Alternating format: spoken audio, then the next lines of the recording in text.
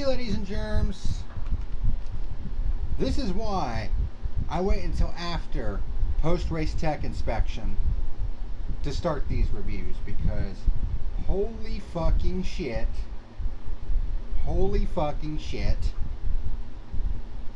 the bombshell of all bombshells just dropped in post-race tech inspection when the fucking douchebag Denny Hamlin, and I'll be talking about that here in a minute, and Kyle Busch have been disqualified after post-race tech inspection, giving Chase Elliott the race win.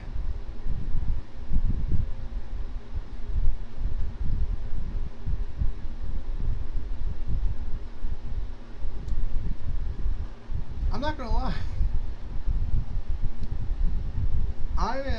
after that race was over, I was stewing here in my office, in my recording studio, for about an hour and a half, waiting for the race to become official. And then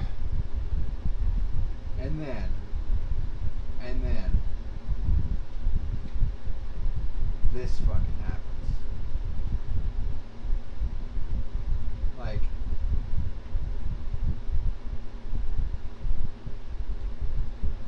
hold on one second.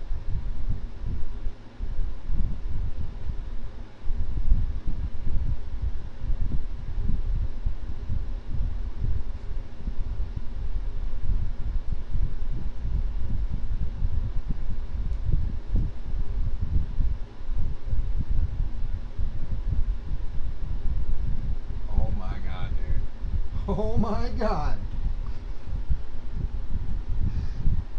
This is unbelievable. What a swing of emotions in the last, like, hour and a half.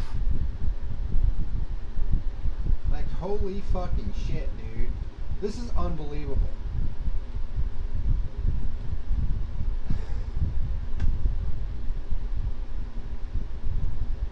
Like, wow. Just fucking wow, dude. But this is why I don't go immediately live after the race, because shit like this could go down.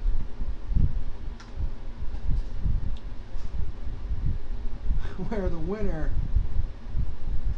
could be disqualified, and that's exactly what happened.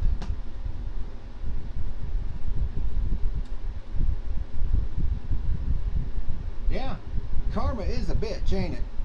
It really is. Wow.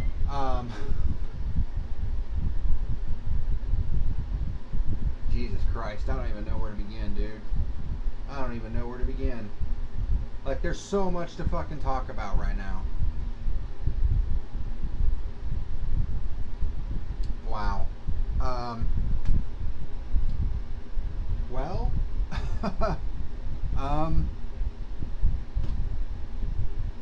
just unreal.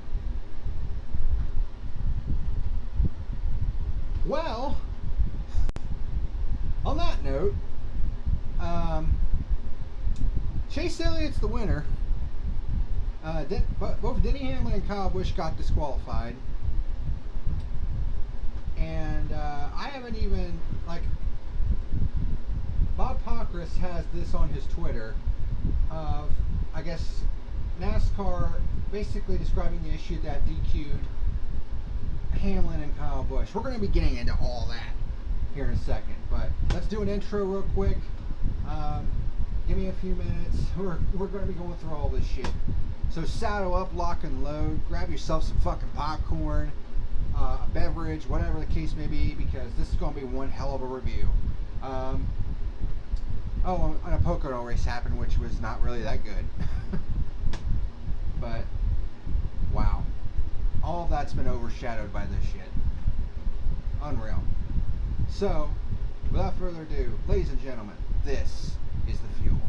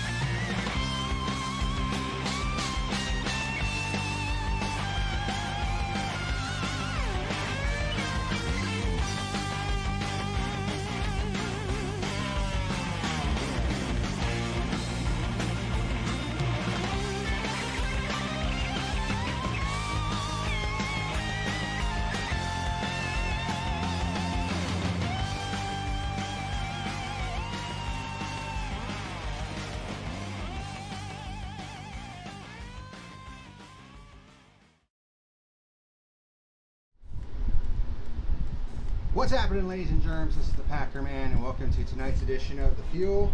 Actually, our second episode of the day, where we're going to be reviewing the 2022 M&M's Fan Appreciation 400 at the Pocono Raceway, where this may very well be the most controversial race in, God, who the fuck knows how long.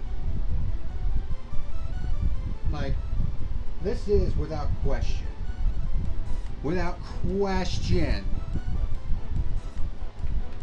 the most controversial race of the entire year. Now, before we get into all this and what happened post-race, I'm going to say right now, right off the top,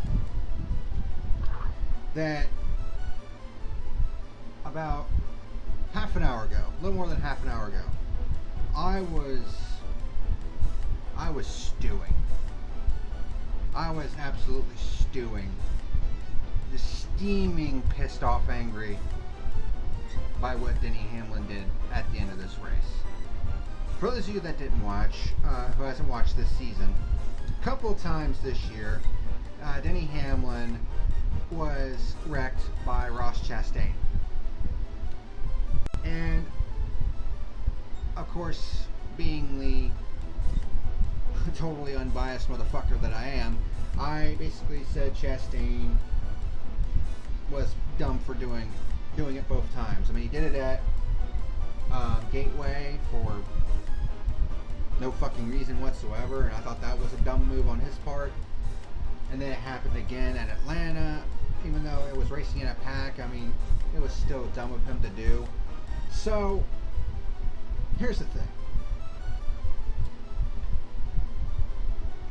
On a late race restart, Hamlin and Chastain were starting side by side, and coming off of turn one, Hamlin basically crowded Chastain right into the turn one wall, came across the track. Harvick basically center punched him. He spun to the inside and into the inside wall. Harvick received damage and even said on the radio that he damn near broke his wrist in half. And Hamlin would go on to win the race. Now here's the thing. Was Chastain owed some payback? Absolutely he was. Here was my problem with it though. And this is what a lot of the Hamlin, ass kissers fail to realize in the moment. Yes, Hamlin owed Chastain, but there is a time and a place for that shit. Pocono is not fucking one of those places. And not only that, not only did he do this, and let's be completely real here, it was fucking payback, okay? You can't fucking tell me otherwise. That was absolutely payback what Hamlin did. Here was the major problem I had with it though. You did it, Hamlin, at Pocono, one of the fastest fucking tracks on the circuit, on a restart, in front of the entire fucking field.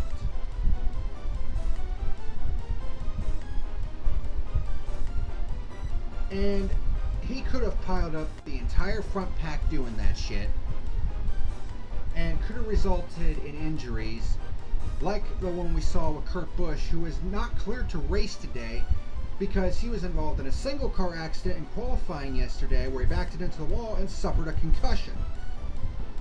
Just from backing into the fucking wall. I mean, if that doesn't tell you how stiff these cars are now, that should be a little bit of a concern. Which is what makes Hamlin's move so fucking just absolutely ridiculous. And the fact that Kyle Petty and Jeff Burton were saying, Hamlin did nothing wrong there. Bull fucking shit.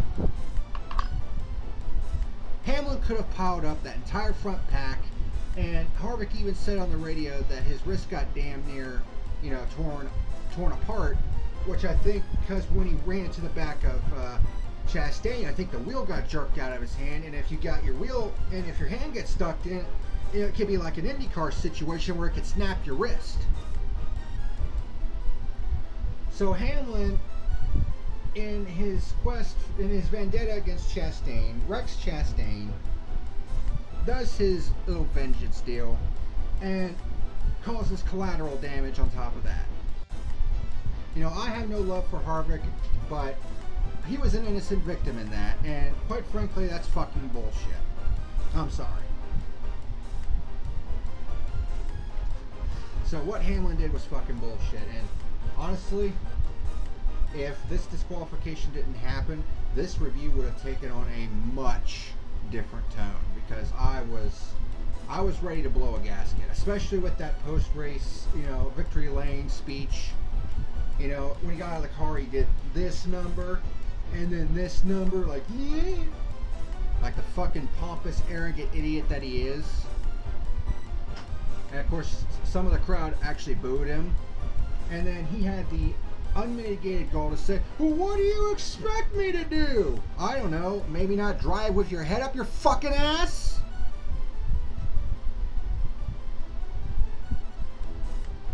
I mean, the motherfucker just doesn't think before he speaks. And for you people saying that I'm shitting on Hamlin, I shit on Hamlin all the time, I've actually defended Hamlin on several occasions. For some people that might say, well, you're just shitting on Hamlin because he was the one who did the deed. I shit on Chase Briscoe last year at Indianapolis when he wrecked Hamlin. Y'all remember that? When Briscoe unjustly spun Hamlin out? Again, I don't have love for Hamlin either, but what Chase Briscoe did last year was fucking bullshit too. It's not mutually exclusive. Okay, I don't give a fuck who does the deed. If I feel like it's bullshit, I'm going to call him out on it. Yeah, JJ, I know you're not a big Gibbs fan, but... So, yeah, what Hamlin did was just... I realized that he wanted to pay Chastain back, and, that's all fine and dandy. But like I said, the problem is there's a time and a place for it, and Pocono is not fucking one of them. What Hamlin did was absolutely fucking reckless. And here's the other crazy thing. Okay, let me show you something here. Alright, give me 1 second here. Let me pull this up, because this was in the Xfinity race, the end of the Xfinity race yesterday.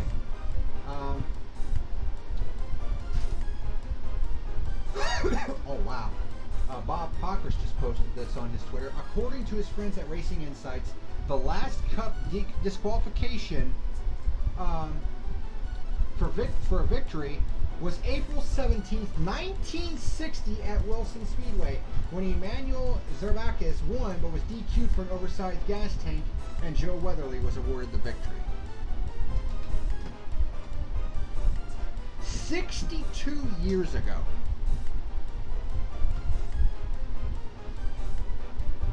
Like, holy fucking shit, dude. Like, this is insanity. This is absolute fucking insanity right now. But there's some other shit that I want to talk about. But before I do that, this also happened in the Xfinity race yesterday. This is what potentially could happen when you do stupid fucking, vengeance-minded bullshit at fast racetracks, okay? This was a wreck that happened in the Xfinity race. This wasn't vengeance-minded or anything. It was just, just someone getting loose, but this is what could happen, okay?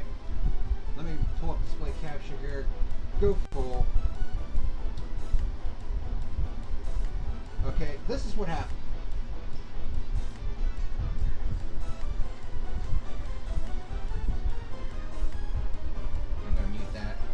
Okay, this is what happened. Watch.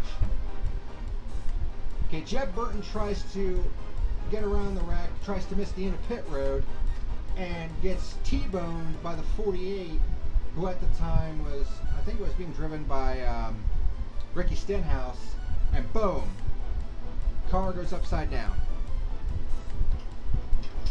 And this was in front of a large pack of cars. See, the 26 gets loose off of turn 3, and that started this whole mess, a big old pile up. 48 hits the 26, gets turned left, and boom, T-bones the 27 against the pit wall that they actually extended to prevent cars from spinning down pit road, and the 27 goes on its top.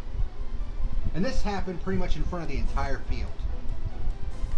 This kind of shit could have potentially happened when Hamlin did his shit on the next to last restart.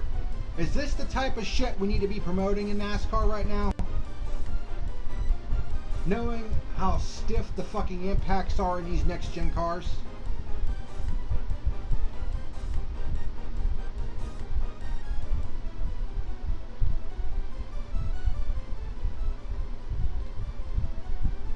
I mean, is that what we really want? I don't think it is. That's not what we should be promoting. This, on the other hand, this is what I was hoping to see between Hamlin and Chastain.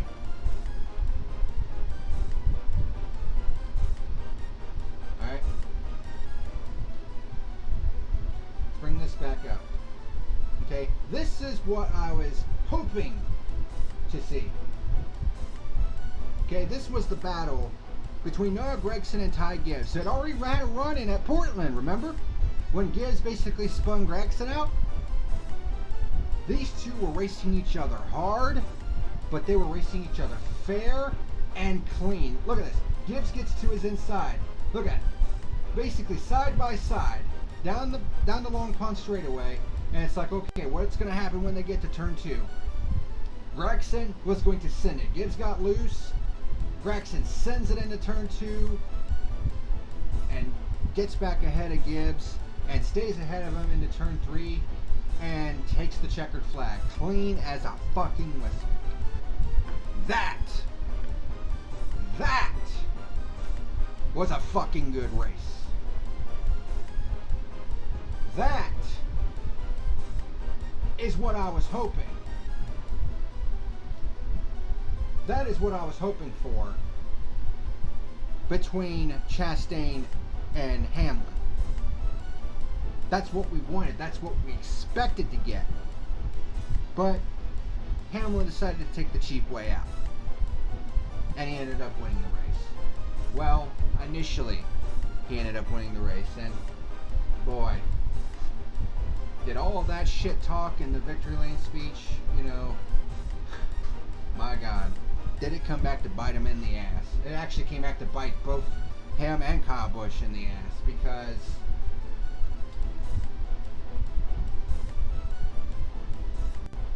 this happened an hour ago. When did this happen? 8:16 p.m. Bob Pockris tweeted this out, and I couldn't fucking believe it.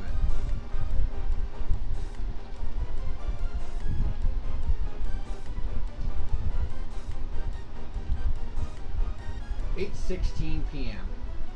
Hamlin and Kyle Busch cars have been DQ'd.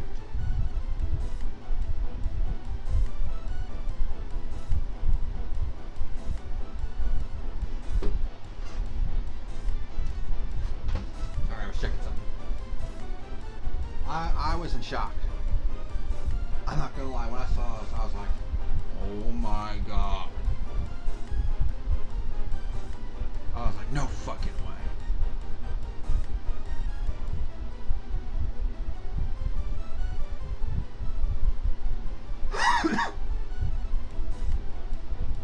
What do you say to this? I mean, what in the actual fuck do you say to this? I mean, seriously.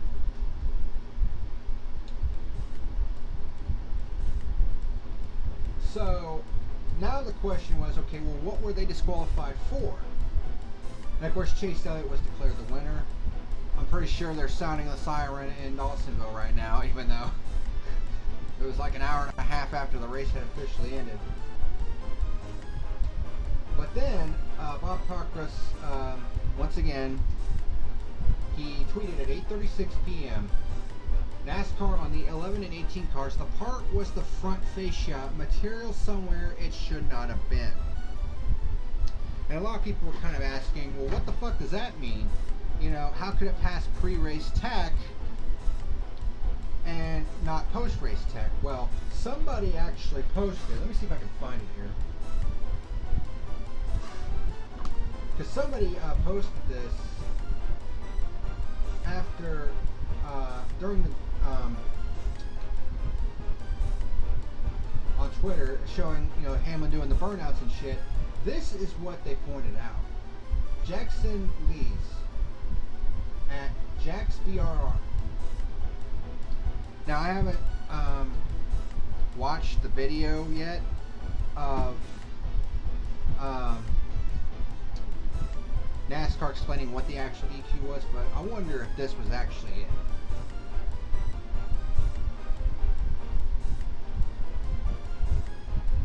Look right there on the grill. This is the front fascia right here. Look at that on the grill right there. That looks like tape. That looks like somebody from the 11 crew put tape on the front fascia.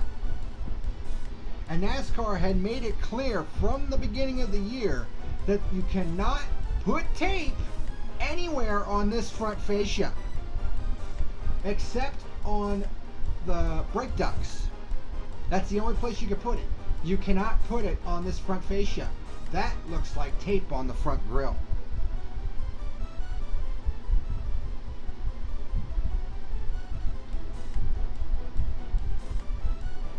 And I am honestly wondering if that's what the disqualification was for. So, what do you say we find out? Because this is on,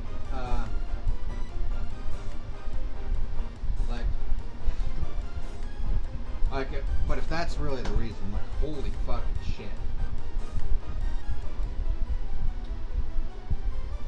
So at this time, no additional penalties beyond the DQ. This is Bob Cockruss once again. But the cars are going back to R&D. Assuming there is an appeal, the appeal of a DQ is an expedited appeal and likely would be heard this week. Alright, so, I haven't heard this yet. I haven't watched this yet. Because Bob Cockruss posted this half an hour ago. NASCAR's Brad Moran describes the issue that DQ'd the Hamlin and Kyle Busch cars at Pocono. You ready for this? Because I have no idea what to expect here. So, here's what I'm going to do. I'm going to turn the background music off for a second. And I'm going to turn audio on for this video. So, this is, looks like this is directly from foxsports.com. Bob Cockruss posted this on his Twitter, how Brad Moran describes the issue that DQ'd the Hamlin and Kyle Busch cars at Pocono. Hold on.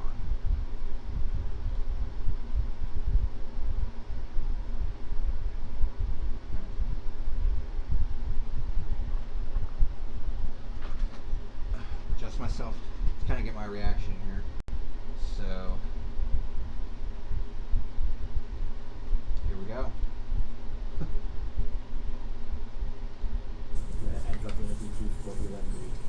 Yeah, unfortunately, we were doing our post race inspections, which we do.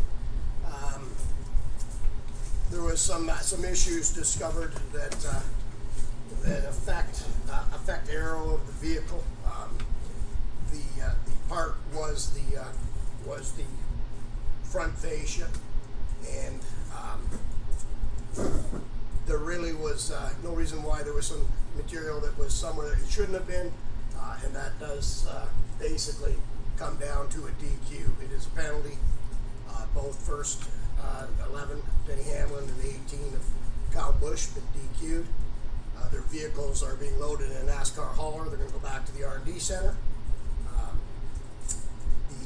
The final results have been changed to show that the two DQs were there, and they have the opportunity to appeal it, and it'll be all sorted out by next week. So, like Mike said, I can't get into all the details of what the issues were, but both vehicles had the same issue, and unfortunately, they were not acceptable to pass the inspection.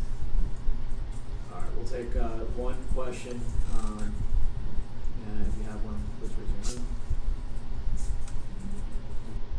Okay, so he says that there was a material that should not have been on the front fascia. Again, I mean, you saw that one picture that I posted.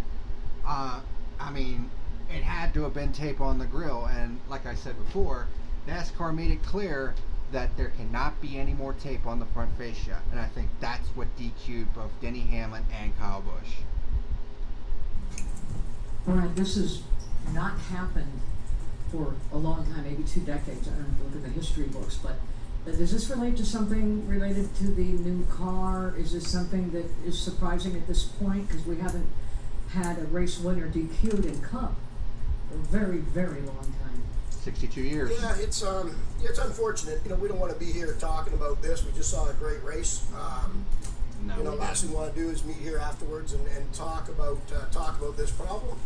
But you know, the teams and the owners and everybody is well aware that this new car was going to be kept with some pretty tight tolerances, and there's some areas that all the teams are well aware that we cannot be going down the path that we had in the past with the other cars. So it is partly to do with the new car, and you know, the rules have tightened up, and you know, everyone has to kind of abide by our new rules, which everybody's well aware of.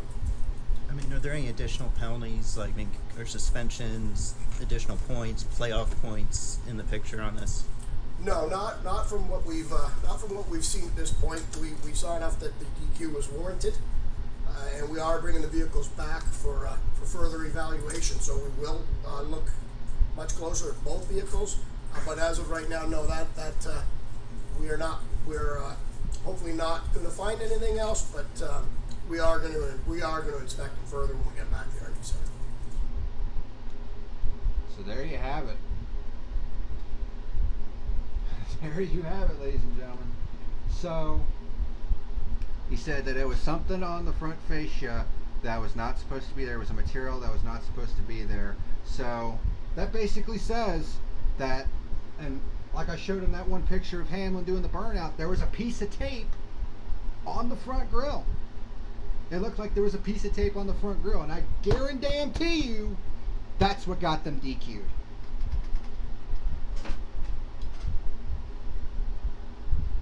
You know, and here's the other thing. Excuse me.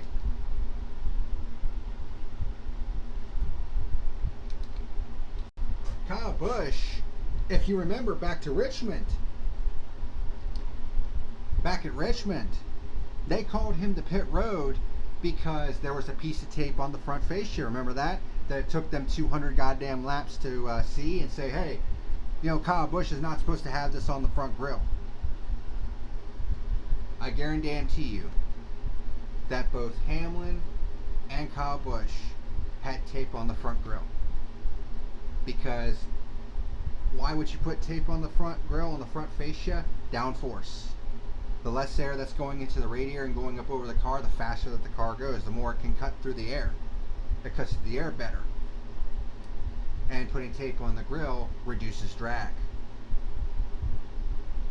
And you're not allowed, according to the rule book, in 2022 with this new car, you are not allowed to put any kind of material, tape or otherwise, on the front fascia.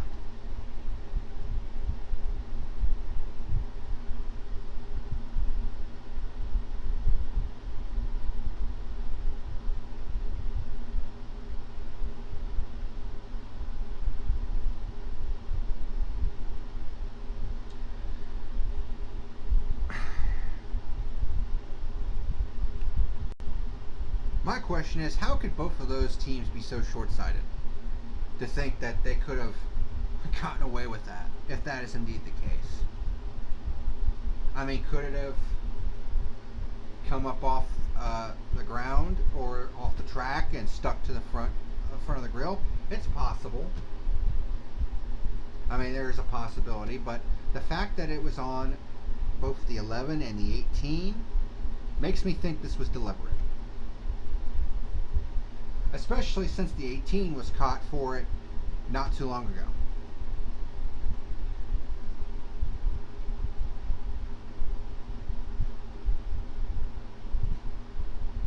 Wow. And to think that, the big story coming out of this race was Denny Hamlin getting his revenge on Ross Chastain. Denny Hamlin scoring his 49th win, tying him with Tony Stewart.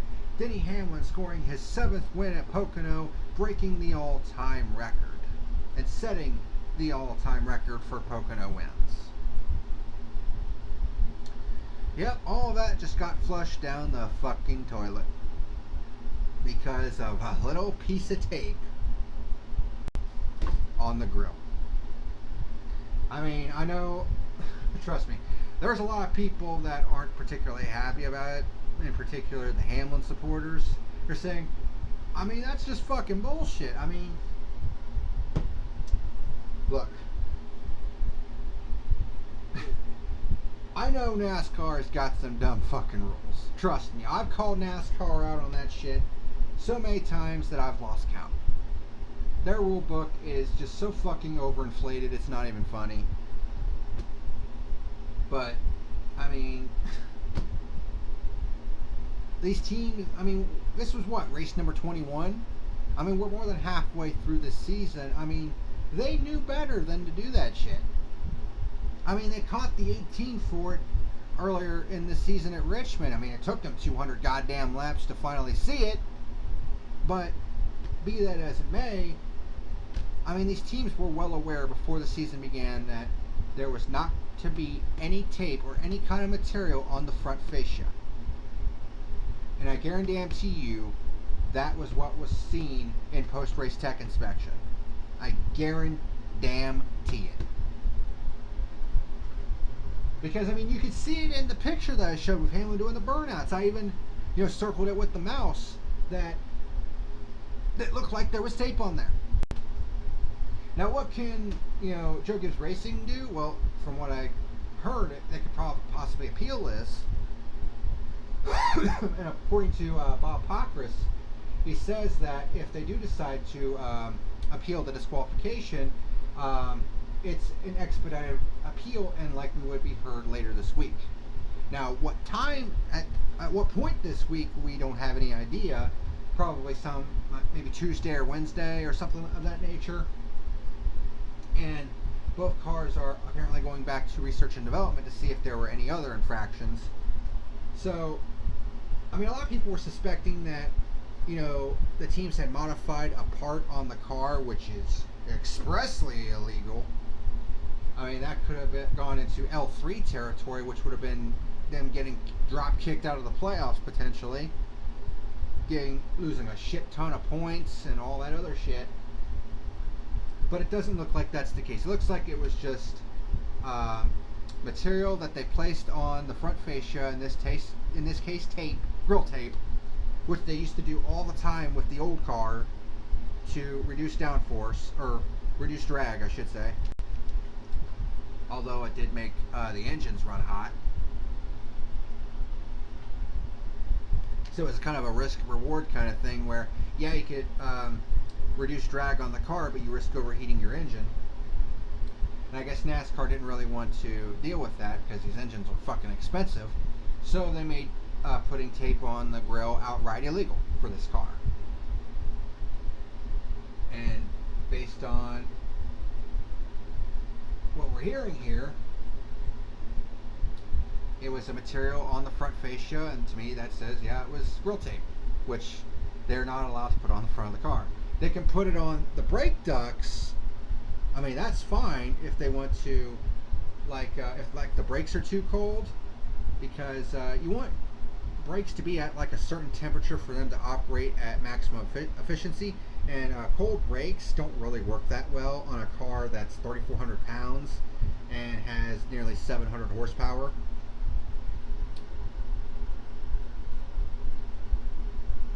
So naturally, you know, they allow them to put grill tape on the brake duct openings, but that's all they can do.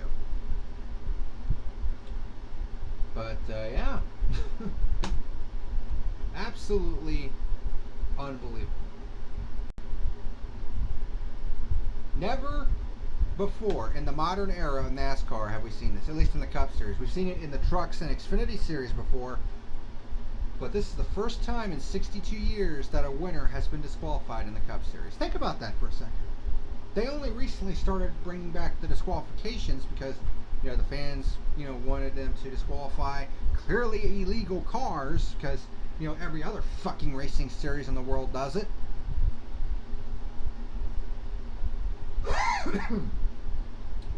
But, wow.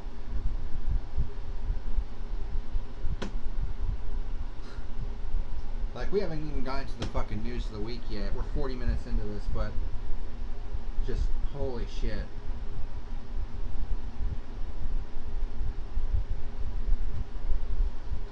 What?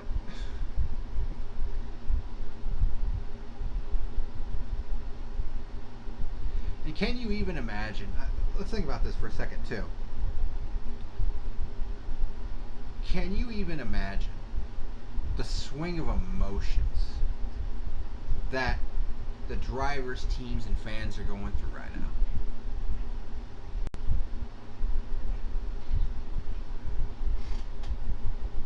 It sounds like one of my cats are throwing up. Great.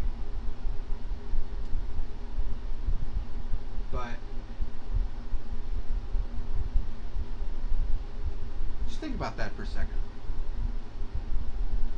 The swing of emotions from the drivers, the teams, the owners, and the fans. Like, on one side of the spectrum, you have, you know, Denny Hamlin's side. They think they won the race, you know, the trophy and all that stuff, and the Hamlin fans are excited and all that stuff. And then you find out an hour later that they got kicked out of the victory celebration, off the victory podium, because of a piece of fucking tape on the grill. Now imagine the swing of emotions that you could go through. You know, having your favorite driver win a race and then have it taken away from them because their car broke a rule.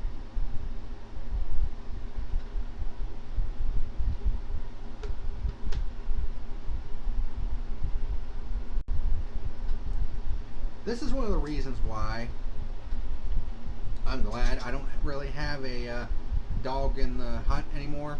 My favorite driver was Dale Jr., but then he retired in 2017, so it kind of left me without a favorite driver, so to speak, and in some ways it works better for me as someone who watches this product because I love good racing.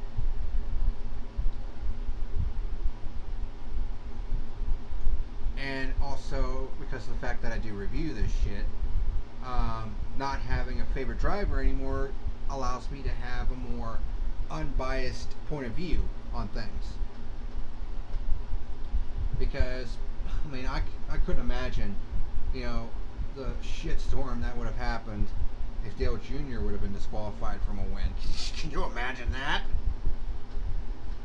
You know, with how fucking, you know, destructive that Junior fans can be.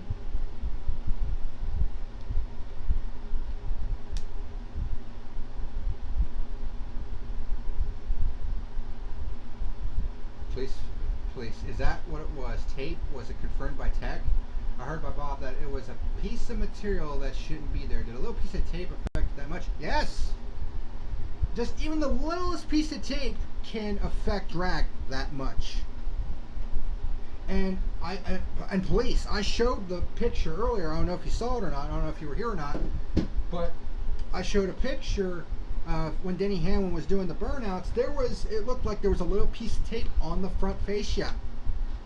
And NASCAR made it clear from the very beginning of this year, you cannot put tape on the front fascia. I mean, it's why they remember when Kyle Busch got brought in? Of course, I'm retreading on old ground, but I don't know if he's been here or not. But if you remember, Kyle Busch had tape on the front grille, and they brought him in during the race to say, hey, you need to get that off. Well, of course, I slammed NASCAR for it because it took them, I mean, it was the right call, but it took them 200 goddamn laps to make the call, which is unacceptable. But yes, considering how sensitive these cars can be going from tight to loose, especially at a track like Pocono, where setup is absolutely key, considering you got 3 different corners, even a little piece of tape can make a big fucking difference. And we saw how fast the 11 and 18 were. Even after, and here's the other thing to consider. I mean, the 11 hit the wall in turn 1 pretty significantly. It should have damaged the car. Spun out in the tunnel turn. And the car was still that fast that he was able to drive back through the field and get up to the front and win the race. Well, provisionally win the race.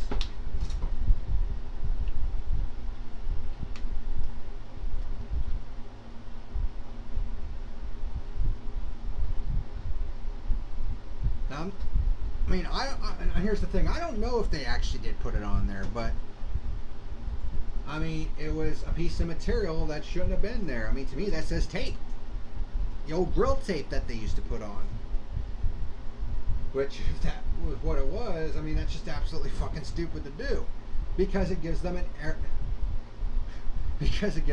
advantage. Junior fans destructive never cries until they go. Fall 2004 Gordon fan. Actually, it was spring 2004 that happened.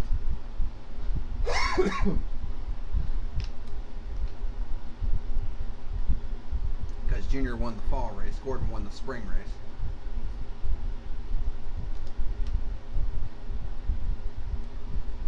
But yeah. You would be surprised how even just a little piece of tape can make a big difference in the handling of these race cars. It's probably why they banned it outright in the first place, especially considering that, you know, these engines were already, you know, at the beginning of the year, they were already, you know, overheating to begin with. At least in some cases. I don't know if they've actually figured it out or not, which I think they have, because we haven't heard, you know, that many engines overheating in recent races. But I'm thinking that's why they outright banned it to begin with this new car. So,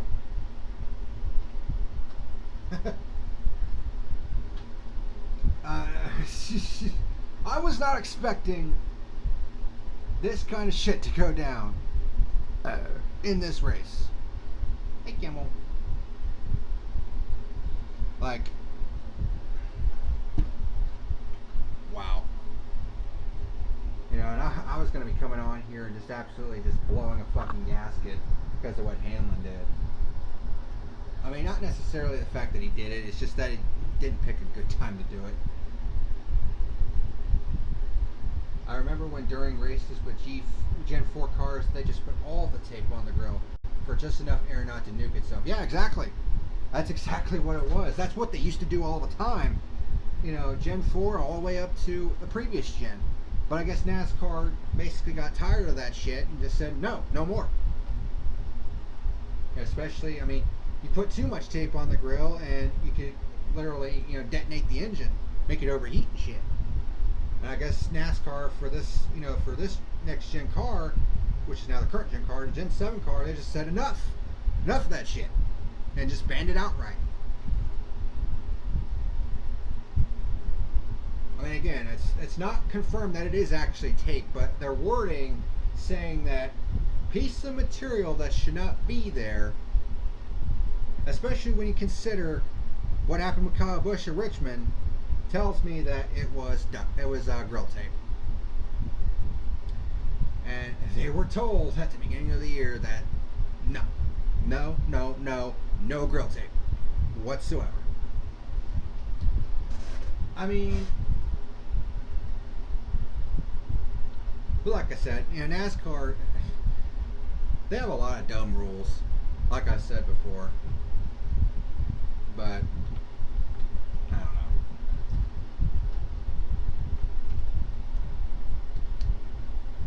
Wow. I tell you what, I've seen some Denny Hamlin fans. They're just having an absolute fucking meltdown right now.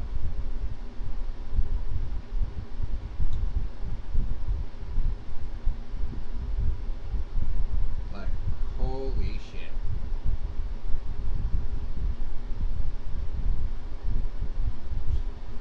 Jeff Gluck tweeted, "They say you never lived until you're in the middle of recording a post-race podcast and get completely done with the NASCAR part, and then NASCAR DQs the first and second place finishers and awards the win to P3, and you have to take back everything you said. I've lived now."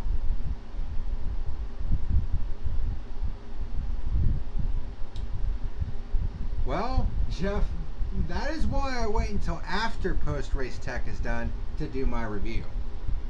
Just in case crazy shit like this goes down. So, and someone asked Bob a couple minutes ago, he said, if JGR wins the appeal, would the DQ be dropped? Yes, the results can be reinstated upon appeal. That's the point of the appeal.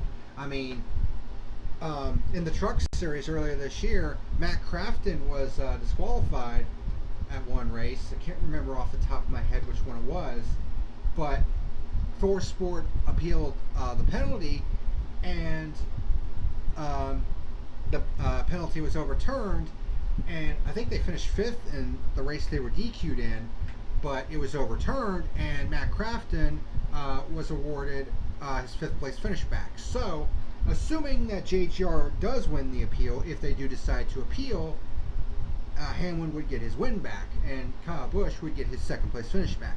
But that's if they win the appeal, and if they don't win their initial appeal, they can use they could use one last appeal, which is a final appeal, and it would go to I guess basically a final appeals board that's kind of outside of NASCAR. I forget what the fucking process is, but right off the top of my head, yeah, I have to agree there that the officials should have watched closer with the pit crew and the garage guys. Maybe since it was Matt and blended in with the lower front end, it was tough to see. I don't know. I mean, it could have been. I mean, although back in the day they usually used like neon tape, to put on the grill. So maybe they thought that it wouldn't be seen in tech inspection. I don't know, but I mean, here, I'll even show you. Police. Let me see if I can find this. See right here. Turn on display capture and go full again. Okay. Look right there on the front grille. See that little line right there on the front grille? That's something that should not be there. And I think that's what Brad Noren was talking about. That little piece right there on the front grille, on the front fascia. Because this dark area right here on the front, that's the front fascia. The inflow that goes into the radiator. And this little piece right there should not be there. And I think that's what they got DQ'd for. It may be wishy-washy, it may be a dumb penalty, it may be a dumb rule, but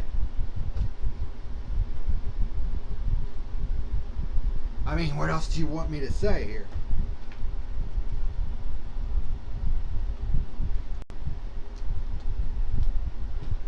And some of the memes on fucking Twitter in response to this are just...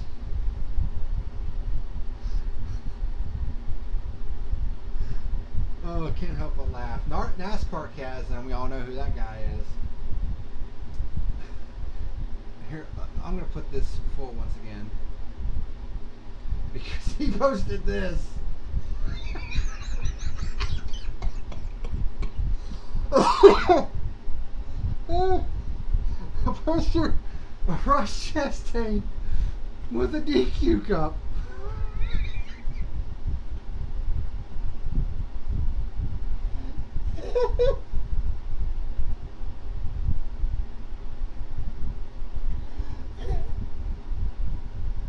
I'm sorry, I couldn't help but laugh at that.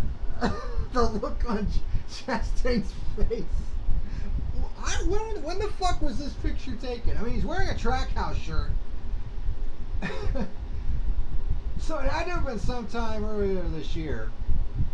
I mean, it looks like at the end of winter, going into spring is what I'm guessing, and he's holding a fucking DQ cup.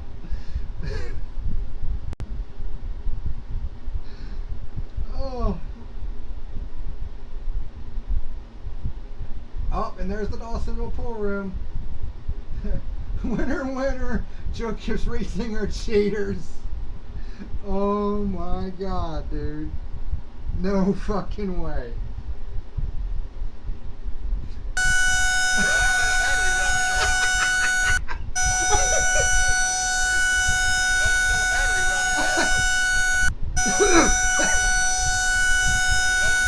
Oh my god, I'm gonna cough up a fucking one here.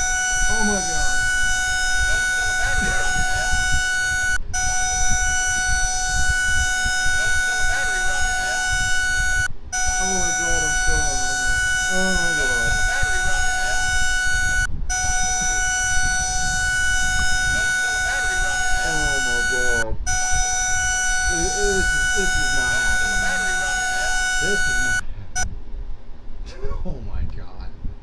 Gonna go fucking Homelander right now. And then there's this one. Where he reverses the fucking burnout. Like, nope, did not happen.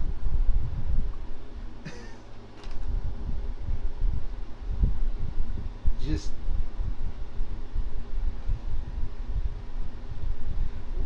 what in the actual fuck is going on, man? Like,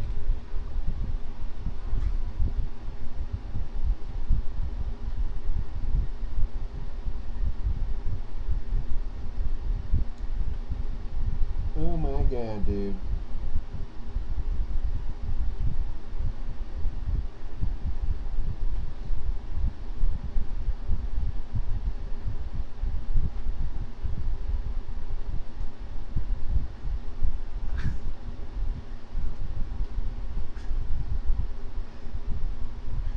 Hey, orange one. What else? What else can be said at this point, man? Like, wow.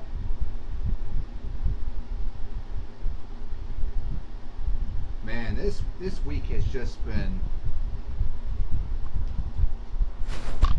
fucking insanity when it comes to shit that's been going down in NASCAR. In terms of silly season shit. And then you got this going down. Like, I mean, all I can do is shake my head at this point. Like, this is one of the most incredible, just absolute mind fucks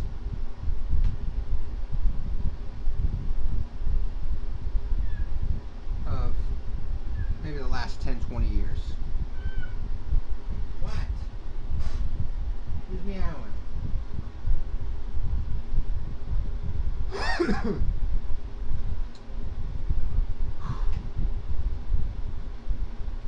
Wow. Just...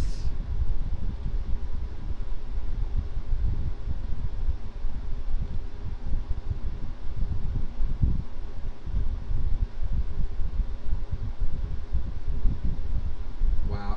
Oh my god. This also means that Chastain technically beat Denny Hamlin in the final race results because of the DQ.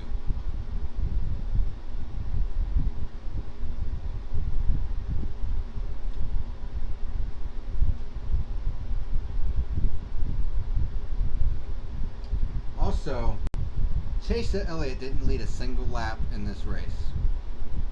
And is declared the winner of the race. Did not lead a single goddamn lap. I mean, he was going to continue the fucking crazy run that he's been on the last month. I mean, last 5 races. Think about this for a second. Chase Elliott, last 5 races. Win, second. Win, second, win. Of course, assuming that Hamlin and, well, Joe Gibbs Racing doesn't appeal this, which I'm pretty sure they will. I mean, duh. Of course they fucking will. But, wow. This has been, I mean, and here's the other thing too. This race, we haven't even talked about the race as a whole. This race was not good. This race was not good whatsoever. Stage 1 was a nothing burger. Stage 2, much like we saw last week, had too many fucking cautions. It seemed like there was one caution after the other, after the other, after the other.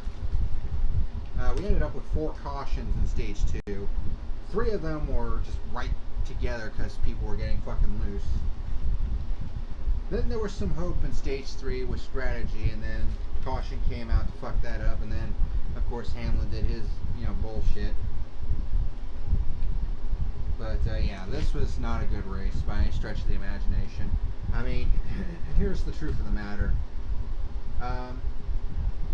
If things would have stayed as they were, I would have given this race a flat 0. Because, I mean, an hour ago, I damn near blew a fucking gasket after, all the shit that Hamlin said in that victory lane celebration. The dumb, stupid shit that he did when he got out of the car. I mean, I damn near blew a fucking gasket because what he did was just unsafe to the nth degree. I don't give a fuck what you say. I mean, did he owe Chastain one? Yeah, you could say that. I mean, Chastain spun him out twice.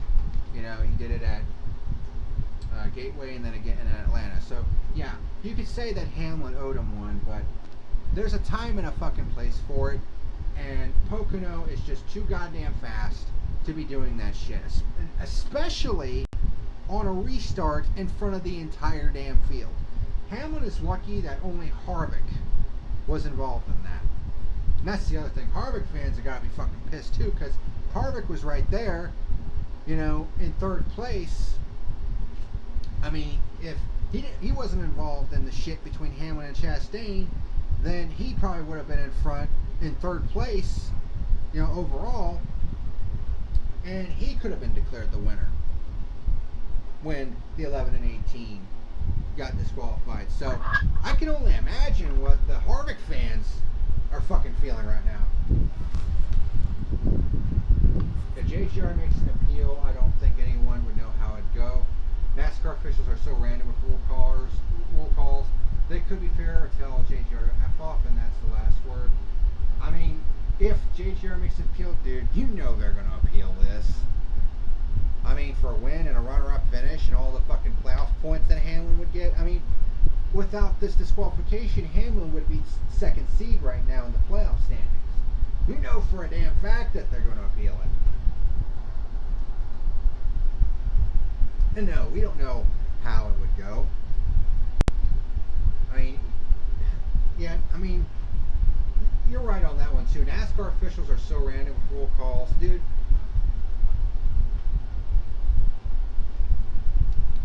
I have lost count, okay? I have lost count at the number of times I've called NASCAR out on their stupid officiating bullshit. I mean, I wouldn't trust NASCAR officialdom as far as I could fucking throw them. After what happened at Talladega in 2015, I don't trust NASCAR, to make the right call ever. And when they do make the right call, it fucking shocks the hell out of me because it's outside of their norm. You know what I mean?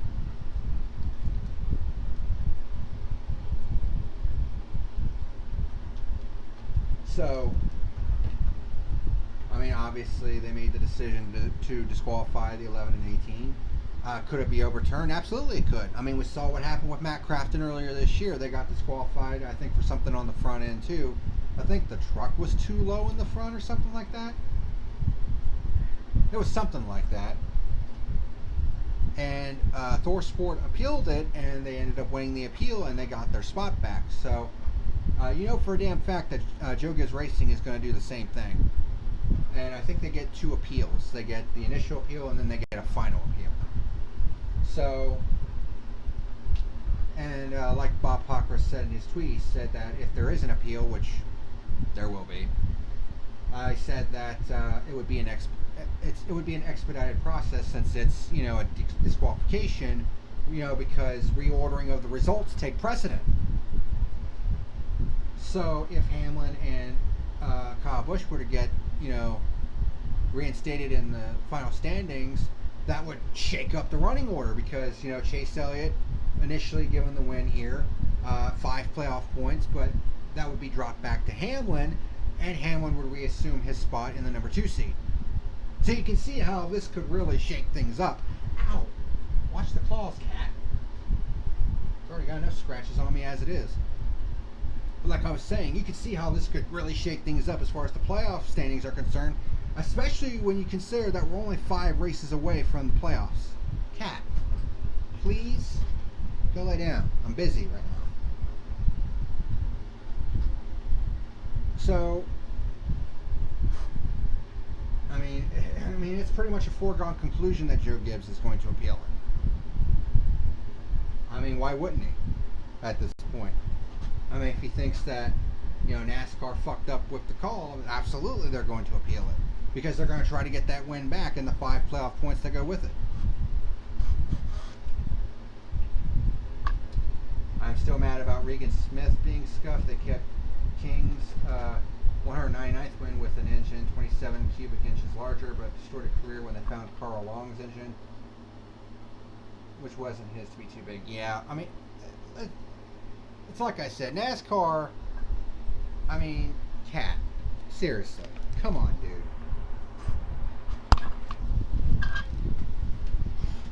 Go down.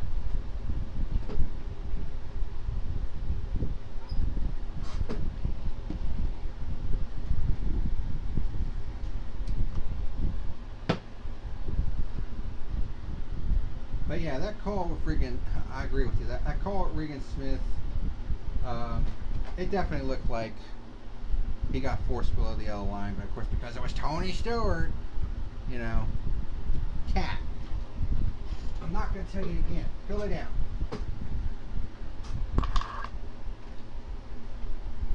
Yeah, Slap Shoes has a great video on both cases and a few extras. Yeah, I have watched Slap Shoes. He makes some good fucking content. And he and I are kindred spirits as far as this fucking playoff system is concerned, because this playoff system is just fucking nonsense. I mean, you got guys like Truex and Ryan Blaney who are in the top 5 in the points, but might not be eligible to win the championship. Like, what kind of fucking nonsense is that? I mean, I've been against this playoff format from day fucking one, because it's a fucking ball and stick sport playoff format. It's a stick and ball format, and stick and ball formats do not belong in fucking motorsports. I mean, IndyCar doesn't use a playoff format. Formula One doesn't use a playoff format. Cat, god damn it.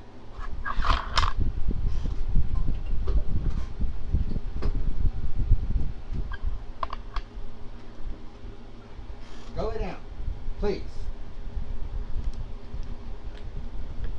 Anyway.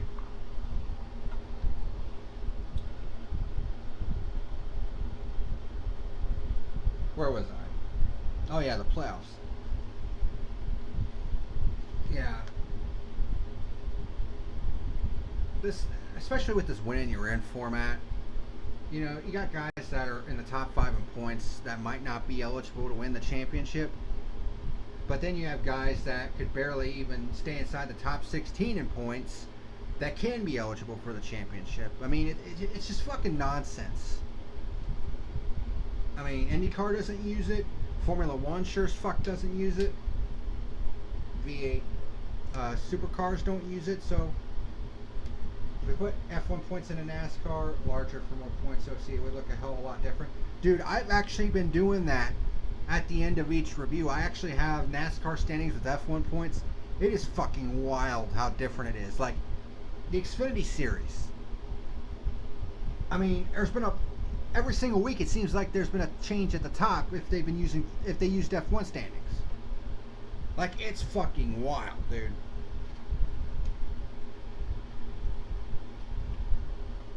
So yeah, it would look a hell of a lot different. I've actually been doing it all year. Showcasing it at the end of these reviews. Just to show you how fucking different it can be.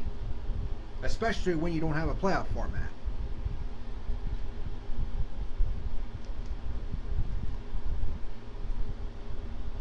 But yeah, I really wish they would just get rid of this format. I mean, especially when the winning you're in shit is just absolutely fucking nonsense.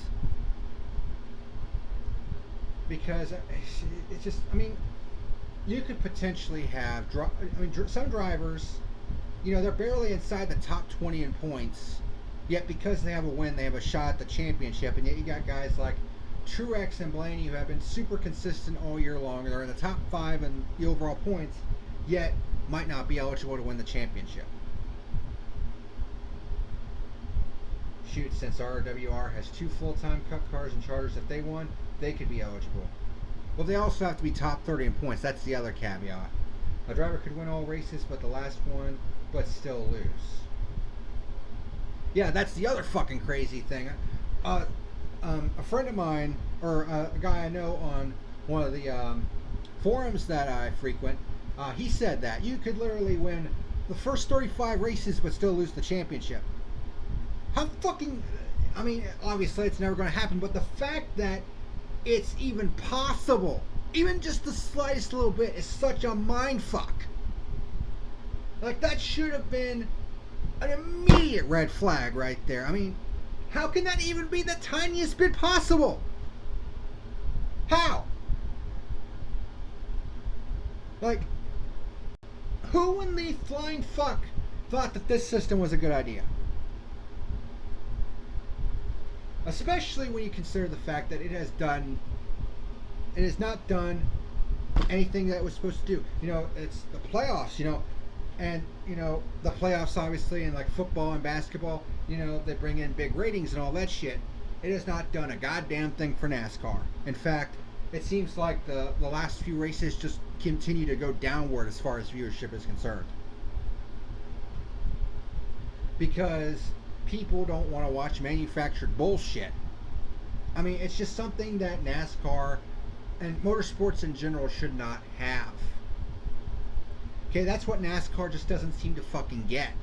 Okay, why do you think, okay, think about this for a second.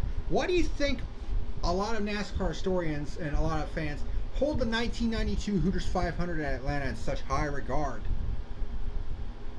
I mean, it's widely considered to be one of the greatest races that NASCAR has ever run. Because A, Richard Petty was retiring. B, Jeff Gordon was starting his first ever Cup race. And C, there were 6 drivers that had a shot at the championship. And all this without a fucking playoff system. Sorry if I get you ranting. No, don't worry about it. I mean, I love a good discussion, and sometimes ranting is kind of like,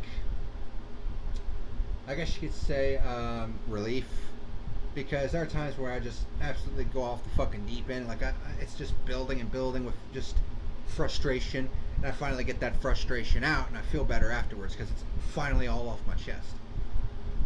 But I basically agree with almost all points you make. This Pocono Race Sport Meet does often put on good shows, but I don't know if it's the cars or just today. Cat, I know you want attention, buddy, but I'm kind of busy right now with the review, so could you please take your happy ass and go lay down.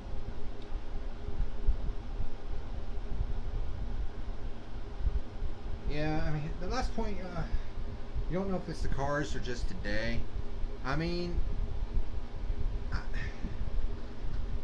that's honestly a good question, because I mean, we saw earlier this year on, at Auto Club that it put on a pretty good race, even though it was a bit crash happy. But Pocono has always been notoriously hard to pass because it's a flat racetrack. Even though it's fast, it's basically, even though turn 1 has some banking, I mean, it doesn't really have all that much, and it's 3 different turns. So it doesn't really lend a whole lot to, good racing, at least a lot of times. I don't know. Yeah, I mean, the race wasn't completely terrible. It really wasn't. It did have some moments, like the strategy was pretty interesting. And much like last week, stage 3 was actually kind of decent.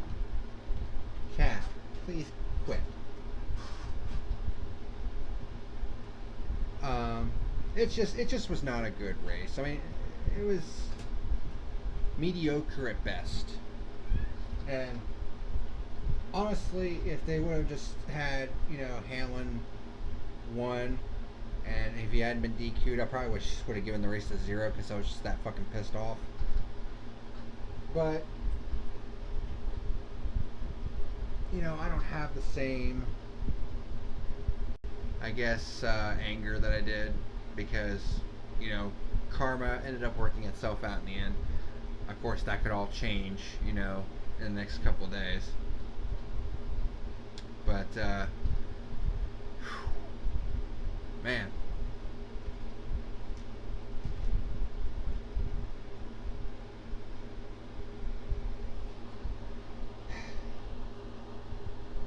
Cat, would you please get your balls out of the camera? What do you want? Look at this fucking cat, man. I love him to death, but he's a pain in the ass sometimes. Like right now. Yes, I'm talking to you. You want to say hi to the camera?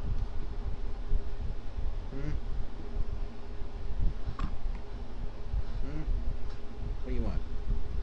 What do you want?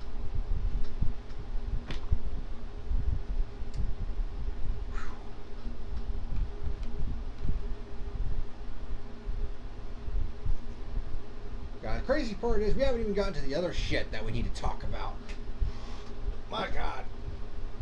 Props to DH for being able to stretch an extra 2.5 laps for filling that last stint too. I love Pocono. It's my local big track, being the closest, but man, I was disappointed today.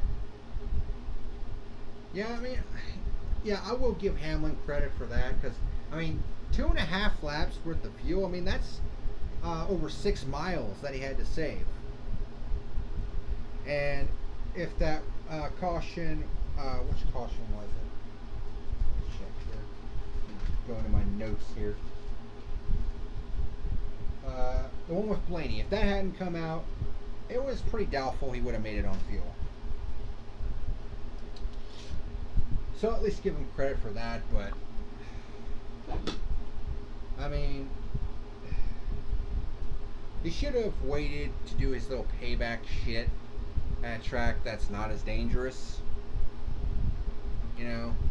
That's just my feeling on it.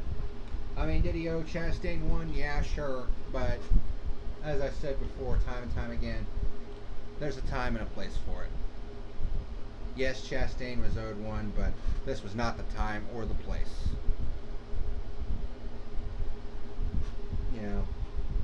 I mean, Kurt Busch suffered a fucking concussion yesterday in qualifying, in a qualifying crash where he backed it into the wall. I mean, it's proven that these cars take a lot. Cat, lay down.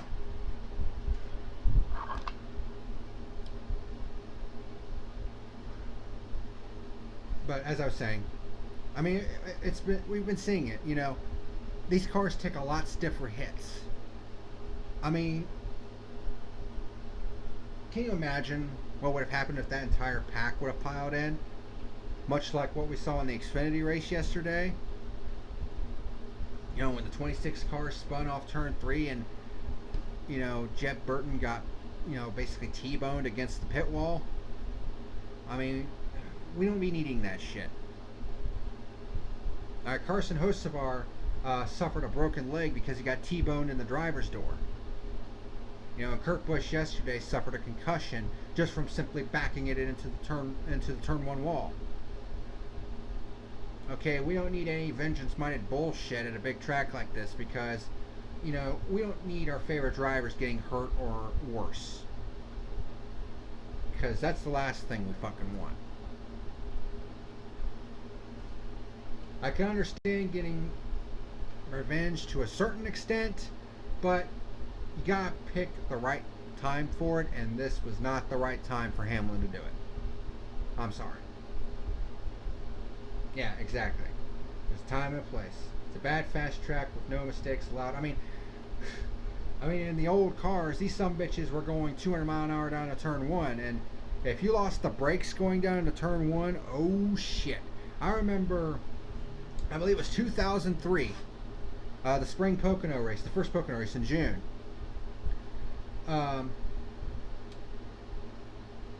Kenny Schrader, who was driving the number 49 car for BAM Racing, lost his brakes going down into turn 1, backed it into the wall, and it actually went up and over.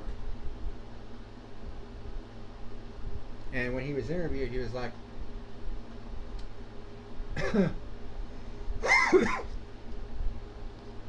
he was interviewed after that, and he was asked what happened. He's like, I went down in there and massive brake failure. I hit the brakes and it went to the floor. That's a fucking scary thought. You go going 200 mile an hour down into turn 1 and your brakes fail. Yeah. So, yeah. We don't need to be doing this, you know, vengeance bullshit on these bad fast tracks, because it can lead to a lot of bad shit happening. Which is why I was so against it happening today. Alright, well that was my opening rant. Probably the longest opening rant I've ever fucking done. This is probably going to end up being the longest episode of The Fuel I've ever done. The longest before this was when I did the Bristol Night Race in 2019. That was just shy of 2 hours. There is no question that it's going to go, this episode's going to go beyond that. But holy fucking shit. I mean, when you have so much to talk about, you know, and you have all this crazy shit going on with, you know, the top 2 being disqualified for what we're thinking is tape on the grill. Chase Elliott being elevated to his 4th win of the year. Playoff implications, obviously. It's just been absolutely fucking insanity. Which is why I'm glad I got a second bottle of water. Just in case.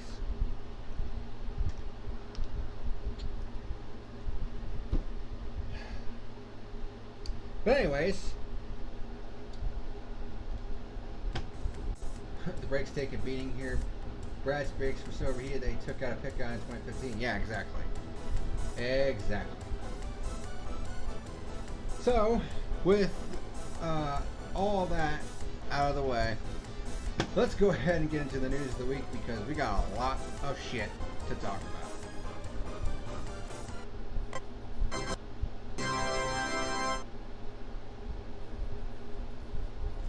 Wow.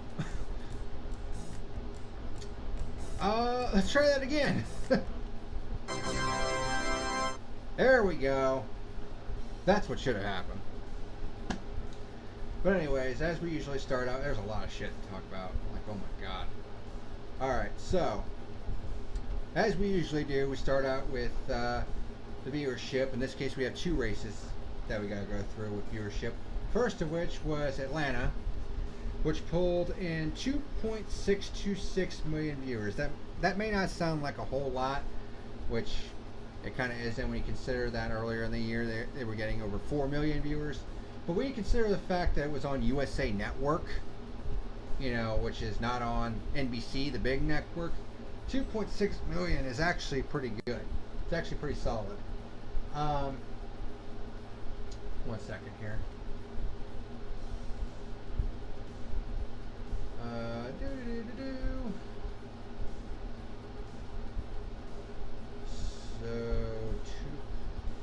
So USA Network earned a 1.51 rating and 2.626 million viewers for the race at Atlanta, which was up from a 1.47 rating and 2.513 million viewers last year on NBCSN, basically the equivalent. So it also beat all races last year on NBCSN, and the race was the highest rated event of the weekend. So it was actually a pretty big success in that regard. And viewership went up from last year, so it's on an upward trajectory. The same could be said for New Hampshire. Now it pulled in slightly less viewership, 2.4 million. But it was up from a 1.26 rating and 2.113 million viewers from last year on NBCSN. And it was also the third most watched sports event of the weekend, behind only the British Open's Saturday and Sunday rounds. So again, not bad. But now we're going to be getting into some silly season shit, and this one, oh man, the Cheap Body Series. I want to do that again. That was fun. The Heinz 57 car, yeah. Yeah, I pretty much did that because I wanted to have a background for my little news of the week thing. But anyways, getting back to the news at hand. This one was the biggest bombshell of the week before the whole, disqualification shit went down. Tyler Reddick announced that he was going to be driving for 2311 Racing beginning in 2024. Now, why is that such a big deal? Well, here's the fact that Richard Childress Racing picked up his option for 2023. But then Tyler Reddick, basically a week after he won at Road America, said, well, I want to drive for 2311, and he's going to be doing it in 2024. We're still a year and a half away from 2024. I can't imagine how fucking awkward that must be right now to be Richard Childress Racing, because, here's the other thing, though.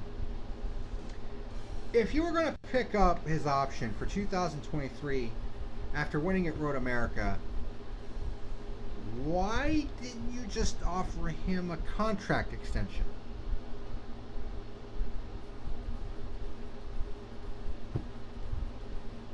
He was obviously going to be one of the hottest free agents on the market after 2023 when his contract was up. So why didn't you offer him a contract extension?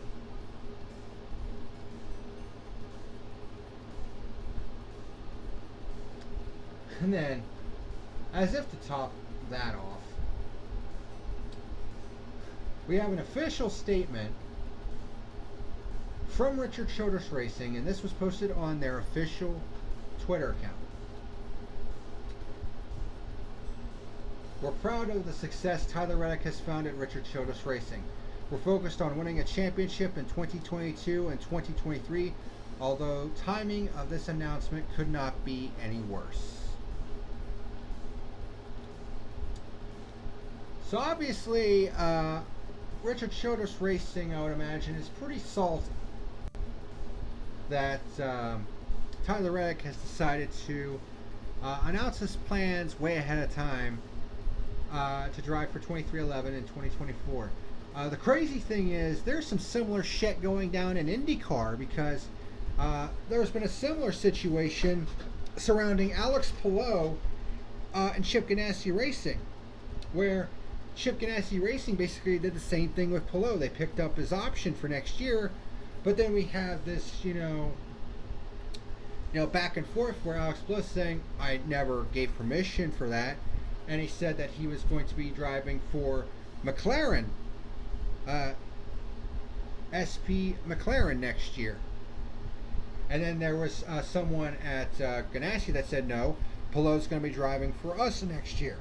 And that's set in stone. That he is contractually obligated to be driving for Chip Ganassi Racing.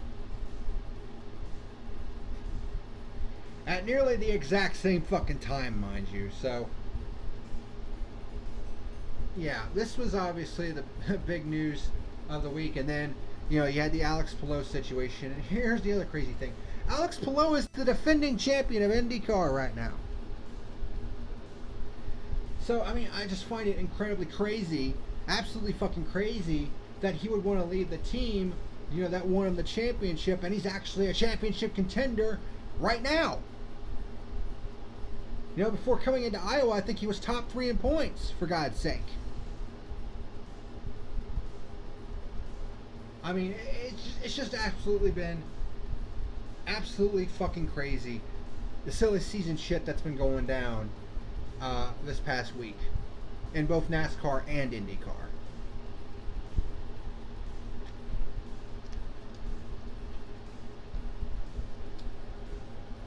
But that leads to the question, well, since Tyler Reddick's going to be driving for 2311 in 2024, is 2311 going to be expanding to a 3-car team, or is he going to be taking over the 23 or the 45?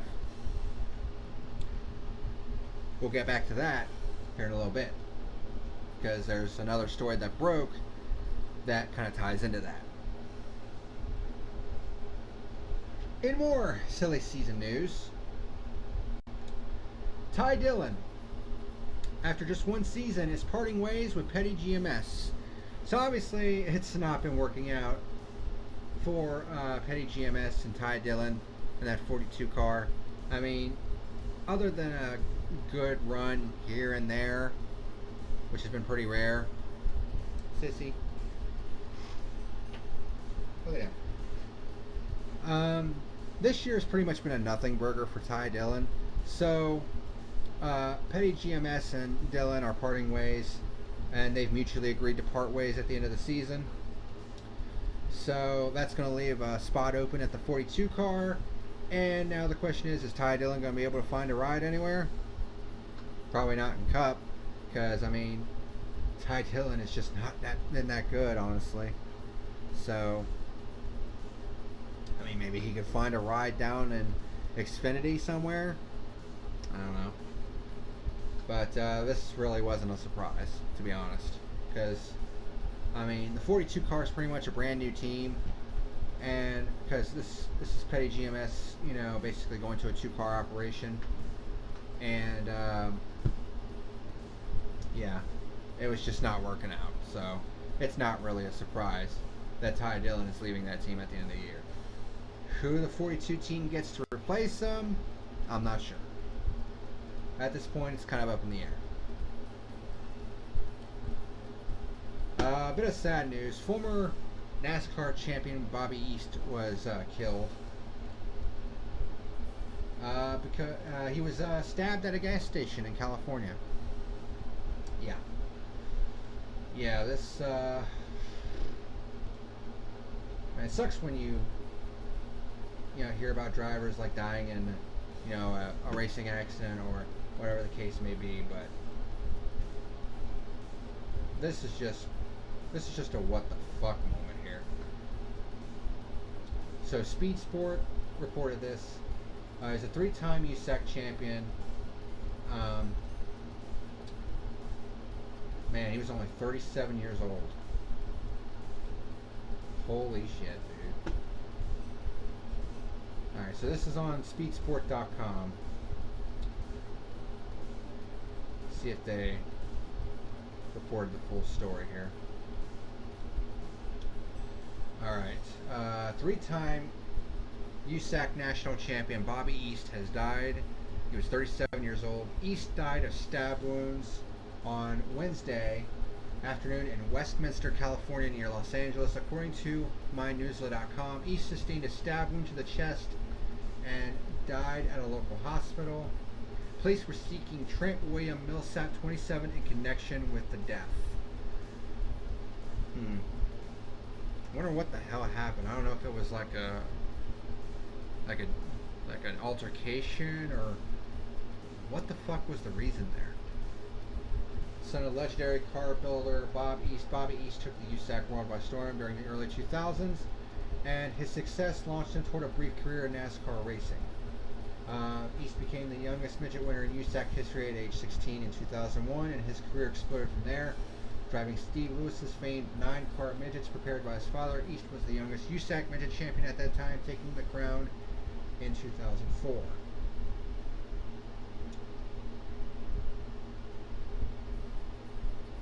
He was a former USAC champion. No, not actually a NASCAR champion. He actually drove for NASCAR, but he was never actually a NASCAR champion. So let me amend that real quick.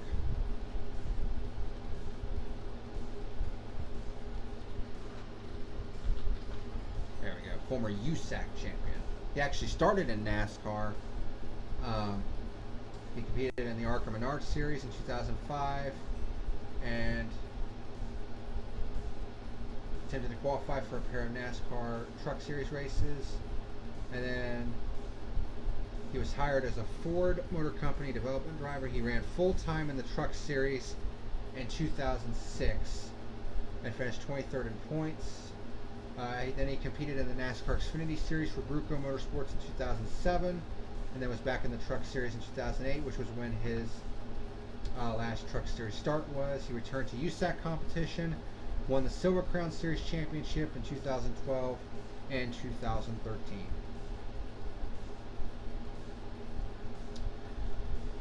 That sucks, man.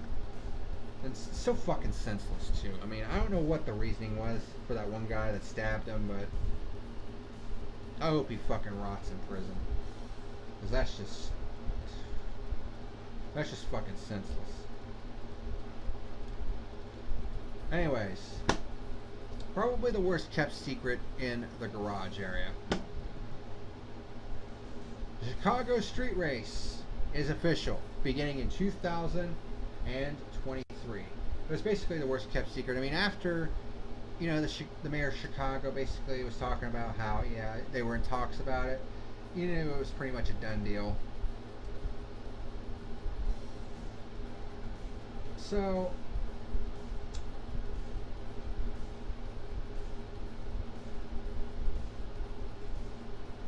here is the proposed layout for said street course. And I believe this is the same street course that they used in iRacing. So they basically built it in iRacing, and now they're going to actually build it in real life. So basically, this is where it's going to take place. Start finish line is right here on South Columbus Drive, and they're going to be going this way. 90-degree turn at turn 1 down East Balboa Drive. Another 90-degree right-hander. A 90-degree right-hander. Turn 2 on South Lakeshore Drive. Soft right-hand turn into turn 3. Another soft right-hander in turn 4. Going down East Roosevelt Road, and then we have a 90-degree right-hander, turn 5. And coming back down South Columbus Drive, and then you kind of have this meet in the middle kind of deal. You have another 90-degree left-hander in turn 6, going down south on East Balboa Drive. Right-hander, 90-degree right-hander in turn 7, and then you kind of got this roundabout kind of deal in turn 8, and then a sweeping left-hander, turn 9 right here. This is East Congress Plaza Drive. I don't live in Chicago, so I'm not familiar with the area at all.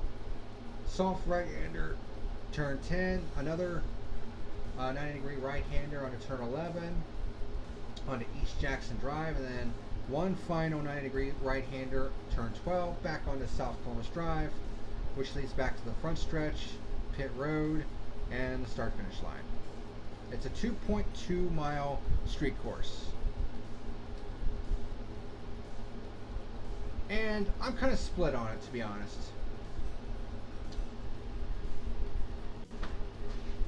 And here's why. I am intrigued by the idea of the Cup Series doing a street course race because it has never been done before. They've raced on an airport circuit, which was Linden Airport, I believe it was 1954. Hold on. Fact checking for the win.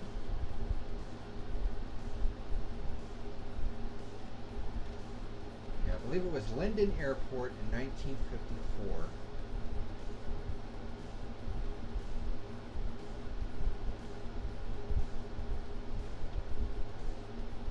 Two races on road courses.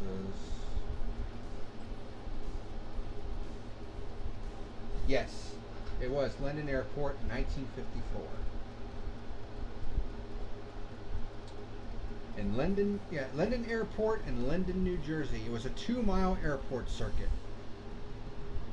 And it was a 100-mile race. And it was won by Al Keller driving a Jaguar. Yeah. Jaguar. Believe it or not.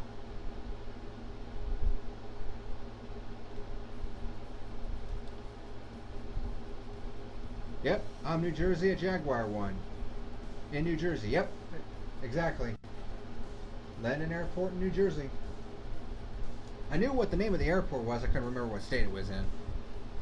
And yes, it was a Jaguar, and the guy driving the Jaguar was Al Keller. The lone airport circuit race in Cup Series history. Surprisingly though, they've never run a street course race. Until next year. So, I think next year will be the 76th season of NASCAR Cup Series racing? No, the 75th, excuse me. Because Cup Series didn't get started until 1949. And XJ 120, they actually won before Buick won a race. Yeah, exactly. Buick, it took them for fucking ever to win a race. Yes, Slap Shoes actually did a video on that about Buick, where they won 2 races and then it took them like 30 years to win another race. But then the 1980s came along and they were just absolute fucking beasts that decade. But yeah, this is going to be the first time ever that the Cup Series will run on a street course race. Now, this is not going to be the first time that NASCAR has run on a street course, period, because the Canadian series, the Penty series, I believe it's called, they run, I think they ran at Toronto this year. Cats, can you please go lay down for a while and let me do my review? I believe the Penty series ran at Toronto this year at Exhibition Place in conjunction with IndyCar. And I believe that Penty's also runs at another street course.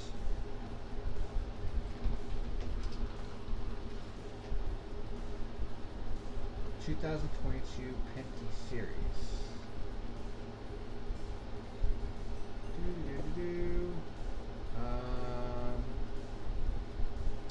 Yes, they did run Exhibition Place last week.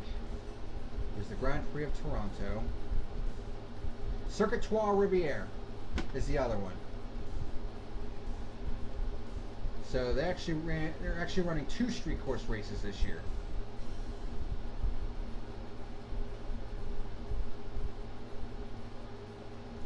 Because they ran Exhibition Place and they're going to run at Circuit Trois Riviere on August the 7th. So the NASCAR Penty Series actually runs on 2 street courses during the season. So NASCAR is not completely unfamiliar with street course racing. It's just that it's never been done in the Cup Series. My question is, why not use Long Beach? Make a tri-header with FD and Indy. All the stuff is there.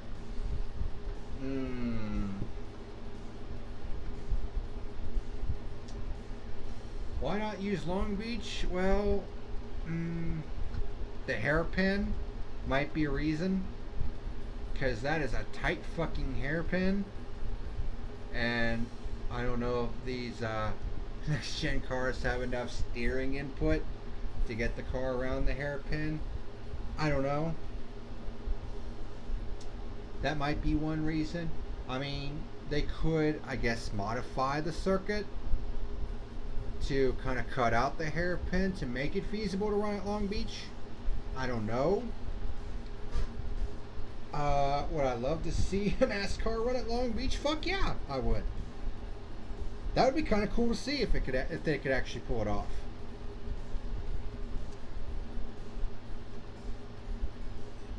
But you know, NASCAR wanted to go with Chicago because they wanted to go to bigger markets, and Chicago is a big sports market, obviously. So this has been met with some backlash, though. And like I said, I'm intrigued about the prospect of the Cup Series racing on a street course for the first time. One small problem, though. It's at the expense of Road America.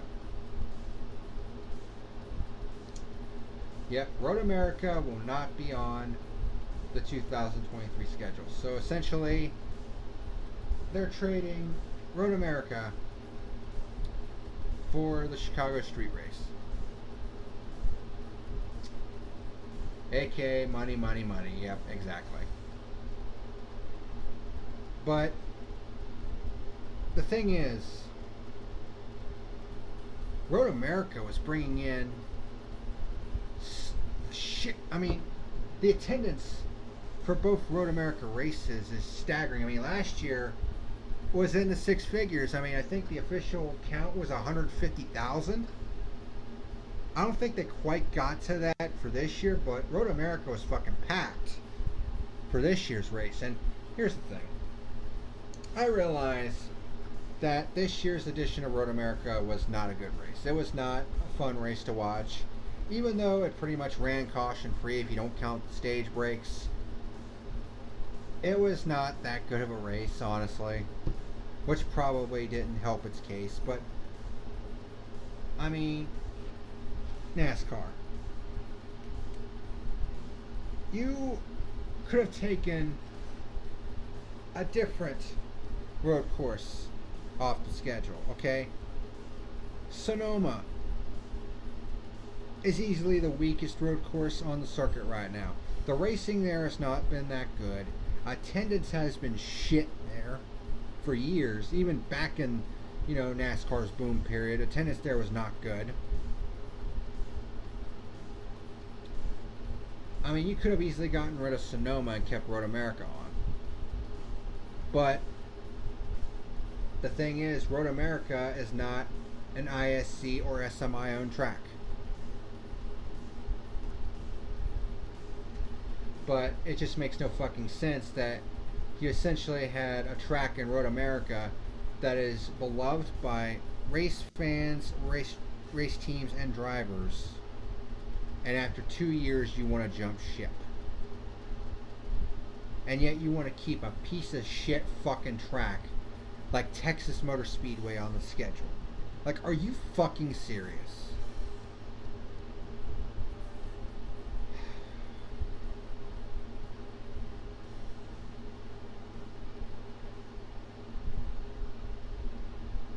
If you were going to say the Glen, I would have walked over there and spoke to you in a calm and respectful manner. No, I actually love Watkins Glen. The Glen is actually pretty good.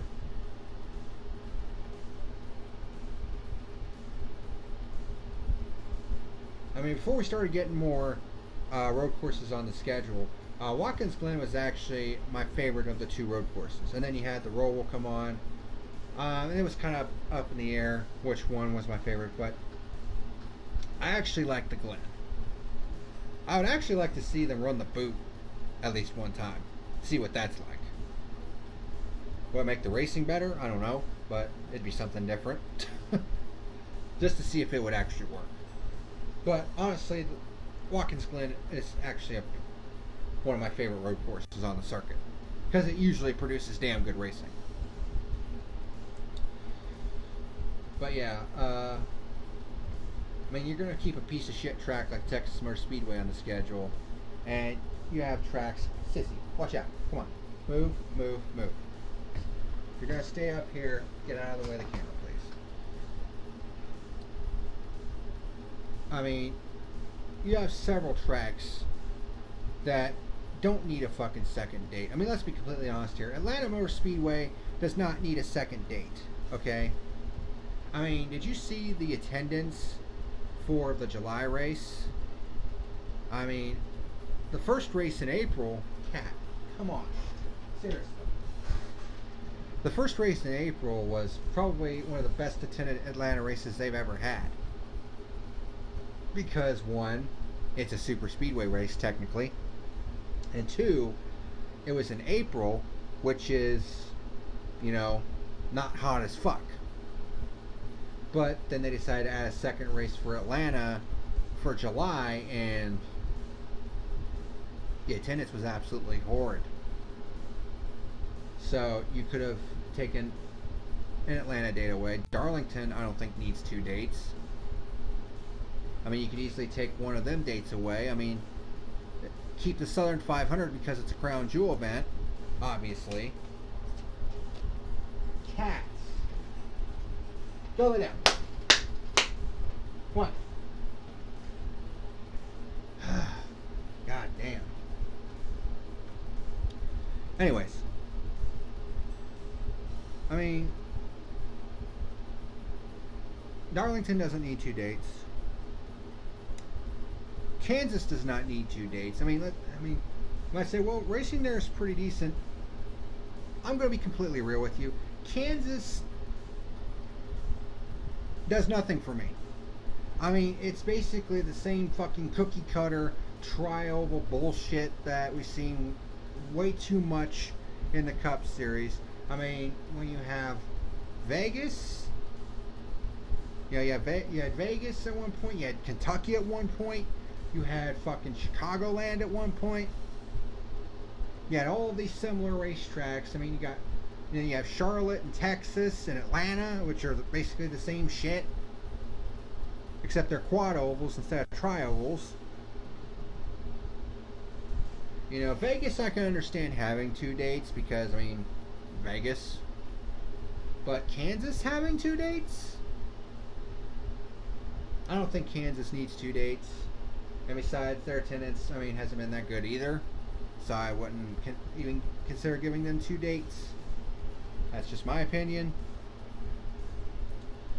I'm not sure that Richmond needs 2 dates because their attendance has really fallen off in recent years. I don't think Bristol, as much as I hate to say it, needs 2 dates. I mean, they've been trying to get that spring date, you know, to get attendance up at that spring date for years. And even with the dirt race, attendance still didn't look that good. I mean, and you have the night race, which is still one of the highest attended races of the entire year. And I consider that like the 4th crown jewel now, since Indianapolis is not on the oval anymore.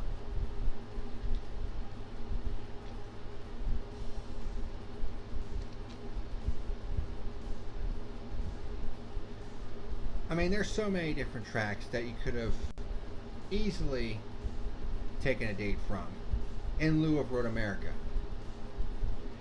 Easily at the top of the list is Texas Motor Speedway, because Texas Motor Speedway, not only is it fucking garbage, it's broken. Okay? And it has a long history of being trash, all the way back to its beginning years. I mean, remember those first 2 races at Texas Motor Speedway in the Cup Series? Total fucking crash fest, and they had to spend millions upon millions to fix the damn track, and even then it still produced shit racing. And then they decided to make it even worse in 2016 by lowering the damn banking in turns 1 and 2, and then they completely break the track by adding the PJ1 in the upper grooves and completely staining the track and basically making that upper groove all but useless. I mean, Indy cars can't even run in that upper groove now. It's basically like ice to them. Especially after the repave and the remake, it has become a mini super speedway. Yeah, I'm thinking that was the intention, because typically when you have these repaves, it basically becomes a 1 groove racetrack, and I think they were aware of that. and they don't want to wait 15, 20 years for the track to age to where the racing gets back to where it was before. But yeah, no one wants to sit in 100-degree weather in July with hot new asphalt. Yeah. Kick Texas, New Hampshire, and Las Vegas. New Hampshire only has one date. And bring back Chicagoland. I agree, Chicagoland was coming into its own. I mean, the last 2 races there were absolute fucking barn burners. But yet they decided to drop it. But yeah, I think Atlanta Motor Speedway, they were aware that a repay was basically going to make it a one-groove racetrack, so their only option was to turn it into a mini super speedway. I mean, for the most part it worked. It just didn't really work all that well in the July race. And I don't think Atlanta needs a second race. I really don't. Take it back to just one date, and I think it would do fine. Same with Darlington. Get rid of Texas Motor Speedway in particular.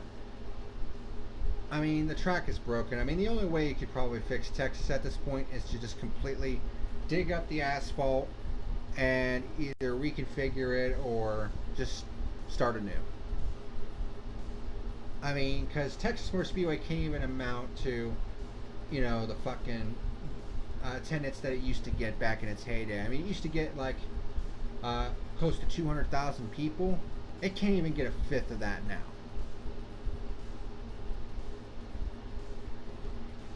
And I'm pretty sure you all saw how shit that All-Star race was this year.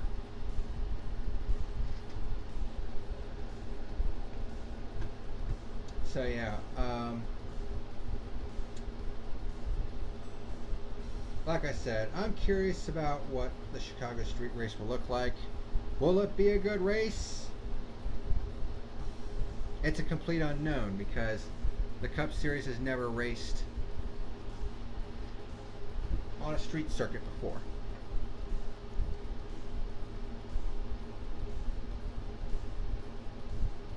Do I like them putting it on the schedule in lieu of Royal America?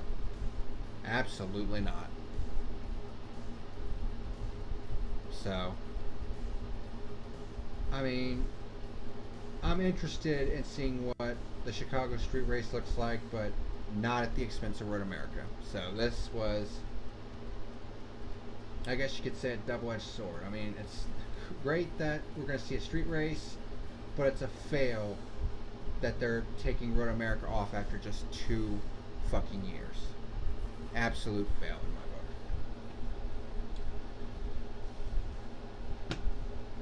Next up, there have been some leaked documents suggesting that there might be an electric series in the works.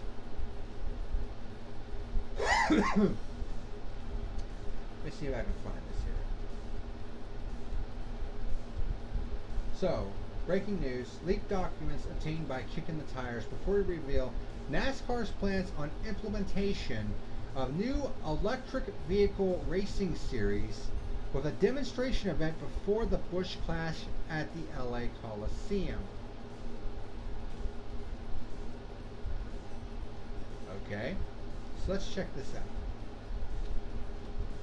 Leaked document purportedly shows NASCAR planning a demonstration race using prototype electric vehicles before the Clash in 2023.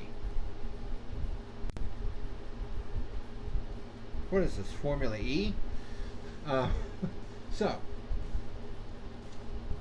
screenshots of a document leaked to an online chat forum and obtained by Kicking the Tires purportedly shows NASCAR's intention to debut a prototype electric vehicle ahead of the 2023 Busch Clash at the Coliseum, and then morph that prototype into a racing series at 6 racing venues, likely aligned with Cup Series events. NASCAR did not address the document specifically, which was provided to them, nor confirmed if it was theirs. However, the following statement was provided to Kicking the Tires. This is on kickingthetires.net for those that want to know. As we have mentioned in the past, we are exploring the potential for an EV demonstration series. We are currently working on our OEM partners and race teams as the program progresses. Lending some credence to the authenticity of the document, portions of the screenshot show the blue and red features NASCAR uses in producing items like this one. Additionally, several sources have previously confirmed that NASCAR was in the planning and development stages of EV implementation. The topic of electric vehicles in NASCAR is not new, and with current federal laws regarding fuel mileage, as well as automobile manufacturers turning more to an electrified future, it should be expected eventually, most say. Dale Earnhardt Jr. even addressed the matter for about 3 minutes during a recent Ask Jr. segment of the Dale Jr. Download, which I'm pretty sure is on his YouTube channel. According to the information, which is yet to be confirmed by NASCAR, the target launch for the racing series would be in the third quarter of 2023 and features 2 races consisting of 30 minutes apiece, one on Saturday and another on Sunday.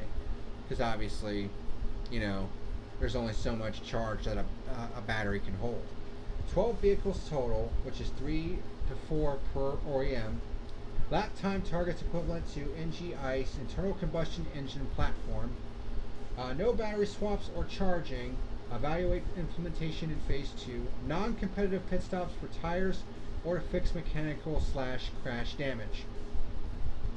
Earlier this year, during a press conference in March, Steve O'Donnell, NASCAR Chief Operating Officer, confirmed NASCAR was looking into an exhibition series utilizing electric vehicles.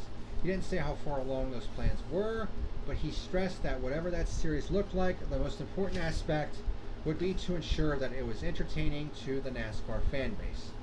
We are exploring some opportunities around an exhibition series in that space, and as everyone knows, there is a huge push across all of our OEM partners and potentially new OEM partners, so it is important for us to explore that space. I think there's a lot of interest from our current partners to be part of that, but we look at NASCAR as a place where, in an ideal world, we'd be all things to all people. Okay? So if you went to a NASCAR event weekend, you could see whatever type of technologies you wanted throughout a race weekend. So we will take a look at an electric series. If we are going to get into an electric space, I promise you it will be entertaining and it will be something that fits into our portfolio and something our fans will be proud of. The document also lays out a set of goals that NASCAR would like to achieve, including the introduction of full electric performance vehicles to evaluate entertainment / engagement / acceptance interest. Other goals included demonstrate and focus on the high performance capability of electric vehicles, implement BEV racing in NASCAR that is fiscally responsible to the participating teams and OEMs, and use learnings from the 23-24 exhibition series to determine best path forward in a national series for 2025. Additionally, the images of the document show that NASCAR would produce an NG chassis with modified front and rear clips to handle the new powertrain and batteries. However, the new design would allow the vehicles to retain the suspension and brakes that are currently used on the Cup Series. While it appears the demonstration event would utilize an approved Cup Series body, the sanctioning body and OEMs would also investigate the use of sport utility vehicle or compact utility vehicle bodies, leaving that decision up to the OEM. Calls and messages sent to representatives of all OEM executives at Toyota Racing Development, Ford Performance, and Team Chevrolet did not result in comments prior to publication. Electric vehicle specifications. The document also indicates common electric vehicle powertrains that would be used in Phase 1 would include all-wheel drive, which is different. The top 3 series are all rear-wheel drive. DC voltage, 900 volts max. Motors, 3 ultra high power, which is little less than 1,000 horsepower. And regen, a power regeneration unit, which is 200 kilowatts.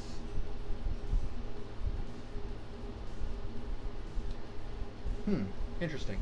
Furthermore, NASCAR would take the best practices it has learned from other EV racing series and incorporate those into the new program based on information contained in the document in question.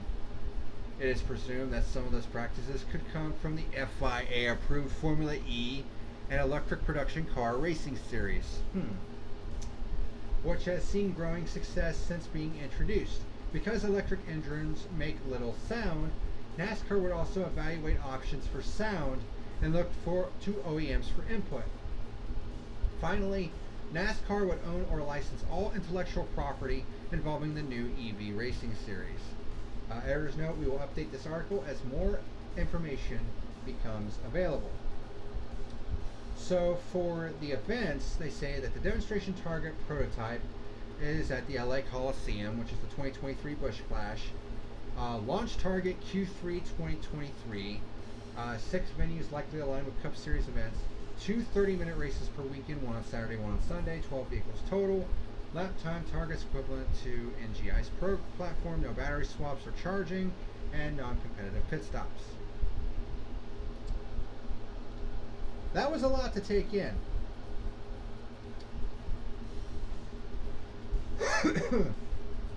It won't work, it'll flop. NASCAR is the very few full series still using V8 engines. Perhaps it will. I mean, this would be trending in uncharted territory for NASCAR, obviously,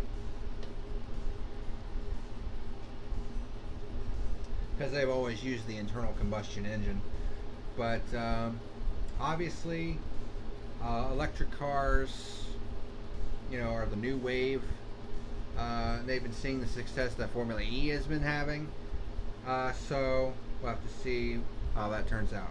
Oh, and by the way, we have crossed the 2-hour mark for this fucking review, and we haven't even gotten to the damn review yet. So this is officially the longest episode in the history of the fuel. So cheers. And for those of you that have stuck around for this long, thank you for sticking around and listening to me just go into a spiel for 2 hours.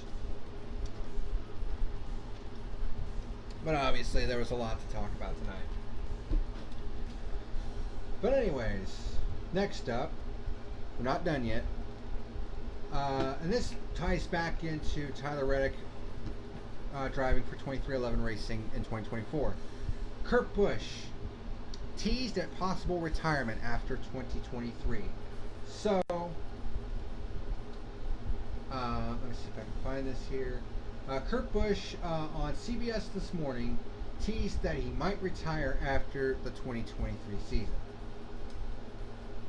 This is on NBC Sports as well. So,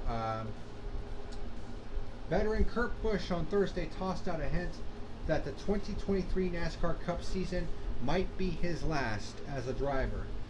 Busch appeared on CBS Mornings Thursday to discuss NASCAR's Tuesday announcement regarding the scheduling of a street race in Chicago in July next year. Busch drives for 23XI Racing, co-owned by fellow Cup driver Denny Hamlin and former NBA star Michael Jordan. Busch, who is 43 by the way, expressed excitement at being able to participate in the Chicago event. I've been in this sport for 23 years, and this to me is like one of those kid in a candy store moments of, I want to be a part of this. And I'm glad I'm having the chance to drive next year for the team, and I might be done driving after that. Pressed to talk more about possible retirement, Busch didn't elaborate. And of course, this comes recently after the 23XI team announced that it had signed Tyler Reddick for the 2024 season, but offered no clues on whether he might replace another driver or be in an additional car. If Busch indeed retires after next season, Reddick's move into Busch's number 45 would seem a natural progression. When you start to look at who the next talent is and where the sponsorships are, Busch said, Busch is expected to remain with the team after his final race as a driver. And of course, his brother Kyle Busch is still currently a free agent because Joe Gibbs Racing can't seem to find any sponsorship to pay for his massive paycheck. Fun fact, Oracle, who is now title sponsor of Red Bull Racing, was in talks with Joe Gibbs Racing to sponsor the 18 car next year, but talks fell through. So we don't even know if Kyle's going to be at Joe Gibbs Racing next year. So that's another thing that's kind of been up in the air this far into 2023. That'll be a sad sight. He's the last driver who raced against Dale Sr., if only for that one race, and seen the rise and fall of NASCAR from the driver's seat, indeed. He's one of the last of the old guard from the golden era. Everybody else is pretty much retired. So that kind of sucks. Question, please. Has the stream been kind of lagging a little bit on your end? So I just noticed that it looked like it was lagging a little bit.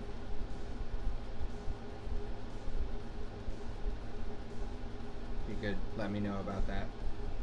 And lastly, and this of course was yesterday, both Petty GMS cars assessed an L1 penalty. And the reason for that penalty is on rocker box assembly, which is apparently on the side skirting where the exhaust pipe is. So the number 42 and 43 Cup Series cars have been assessed an L1 penalty for violating section 14.6.5.e rocker box assemblies. The teams have been assessed with the loss of 35 driver and owner points. No waiting till Tuesday for this one. And the crew chiefs for both cars have been ejected for the weekend. Ouch. You know, these teams were, trying to get into the playoffs. I mean, it was pretty much going to be a win, a must-win for them anyways, so. A little bit here and there, but nothing too crazy. Okay, so it hasn't been really skipping or anything, because I don't know why OBS does that, but it just kind of pisses me off. But I just wanted to be sure. But, well, Eric Jones actually did pretty good this weekend. I think he finished top 10. So, there you go. But, yeah. With all that out of the way.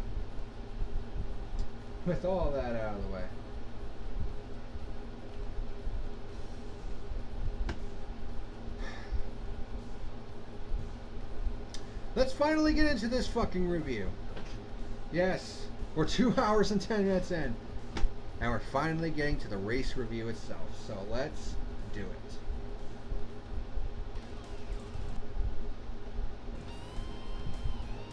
As OBS kind of freezes up on my end. Alright. So, obviously this is our 147th edition of The Fuel. The longest one in the history of the entire fucking show. Because fucking craziness tonight. Title of this episode, Karma is a Bitch, Hamlin edition. This is actually the third Karma is a Bitch episode that I have named. The first one was Harvick. The second one was Keselowski. And now we have number 3, which is Hamlin. For obvious reasons. And of course, the name of the race was the M&M's Fan Appreciation 400. I like the L1, 2, and 3 penalties. It's a simple, cut and dry system that has an immediate impact up to no debate. Exactly. I agree. But M&M's decided to sponsor this race because they're going to be leaving the sport at the end of the season. And of course they were basically the ones that were supporting the massive check that Kyle Busch was getting. So this is kind of their last hurrah, so to speak. Alright. Let's get into this review. So, stages broke down like this. Stage 1 was 30 laps, with stages 2 and 3 being 65 laps. There were 5 cars that had to go to the rear of the field for various reasons.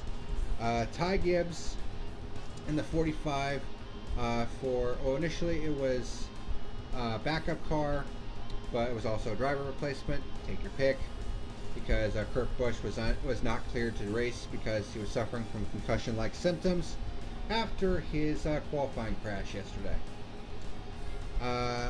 William Byron had to go to the rear for adjustments, as did Ross Chastain. Eric Jones, and Cody Ware. So, stage number 1, which was 30 laps. Denny Hamlin started from the pole, but immediately went up high in turn 1 and scraped the wall right off the bat. Of course, with the way these cars are, they take a licking and keep on ticking, which wouldn't have been the case with last year's car. Kyle Busch leads lap 1. We get our first caution on lap 7 when Austin Cindric spins off of turn 3 and hits the inside wall, which would become a common theme throughout this entire race. Kyle Busch leads on the restart, but much like Hamlin, Kyle Busch gets way wide in turn 1, but was able to keep it out of the wall. And all of a sudden, we're 3 wide for the lead between Larson, Elliott, and Hamlin, with Larson coming out on top. We have a battle for second between Elliott, Hamlin, and Blaney. Austin Dillon pits early in the first stage, and I thought, strategy call? Because it was a short first stage. We have a battle for fourth between Kyle Busch, Suarez, and Blaney. A lot of cars come to pit road on lap 28 before 2 to go, which closes pit road. But then we get our second caution on lap 28. Much to their credit, Eric Almirola spins off turn 3 similar to Cindric. And all those guys that pitted right before that caution came out, free pit stop. Larson stays out and wins stage 1 under caution. And that was about all that happened in stage 1. Those who didn't come in before the caution would come back in, or would come in under the stage break.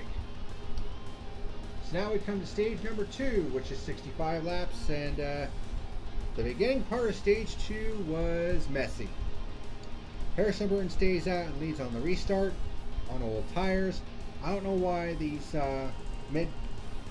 mid-class to back marker teams, they always try the staying out strategy and it never works for them.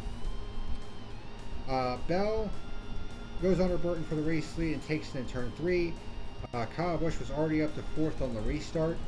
Then we got our third caution on lap 36, basically right away. Josh Bilicki hits the turn 1 wall. At first we thought it was a tire going down, but it might have been a possible suspension failure because the tires looked up. Hard hit for Bilicki, but at least he got out of the car okay. Bell led on the restart. The field fans out down the front stretch, but then we immediately get our fourth caution on lap 41 when Denny Hamlin clips the apron in the tunnel turn and spins out, but is able to continue. At this point I was like, okay, this is just getting stupid now. And then next restart, fifth caution on lap 46 right off the bat when Corey LaJoie spins off of turn 1 after pushing up into another car. Couldn't really tell what the car was. Looked like a white car, but couldn't really tell. And then to top it all off, I don't know if this happened for anybody else, but USA, it seemed like the USA Network lost sound on the broadcast because me and my stepfather were watching the race and he was changing the channels back and forth. We were getting sound on one channel but not on the USA Network. Police, I don't know if you watched the race, but did you happen to have that problem whatsoever with the USA Network losing sound at this point in the middle of stage 2, or was that just me? Because if it was just me, it might have been fucking Spectrum, which is what my parents have for internet and television, and it's been well documented that Spectrum is fucking garbage. But I kind of want to know if anybody else had that problem, because we were just watching the race and all of a sudden there was no sound, which is crazy.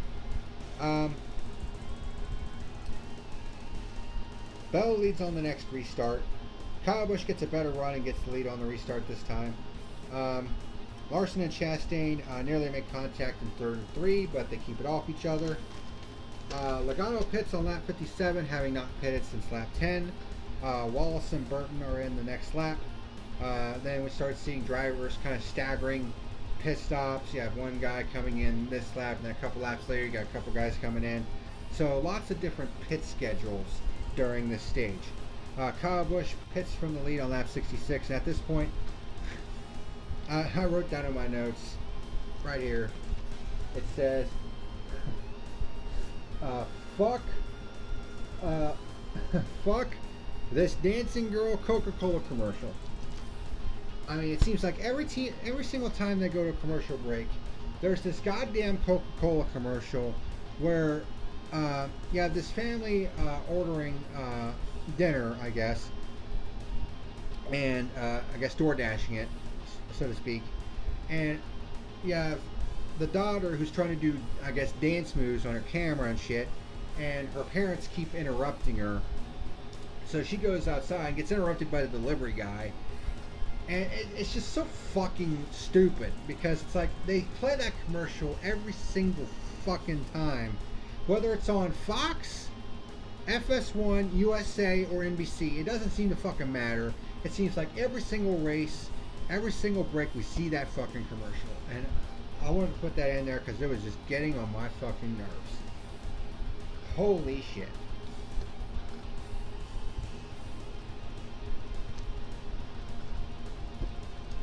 Anyway, back to the race.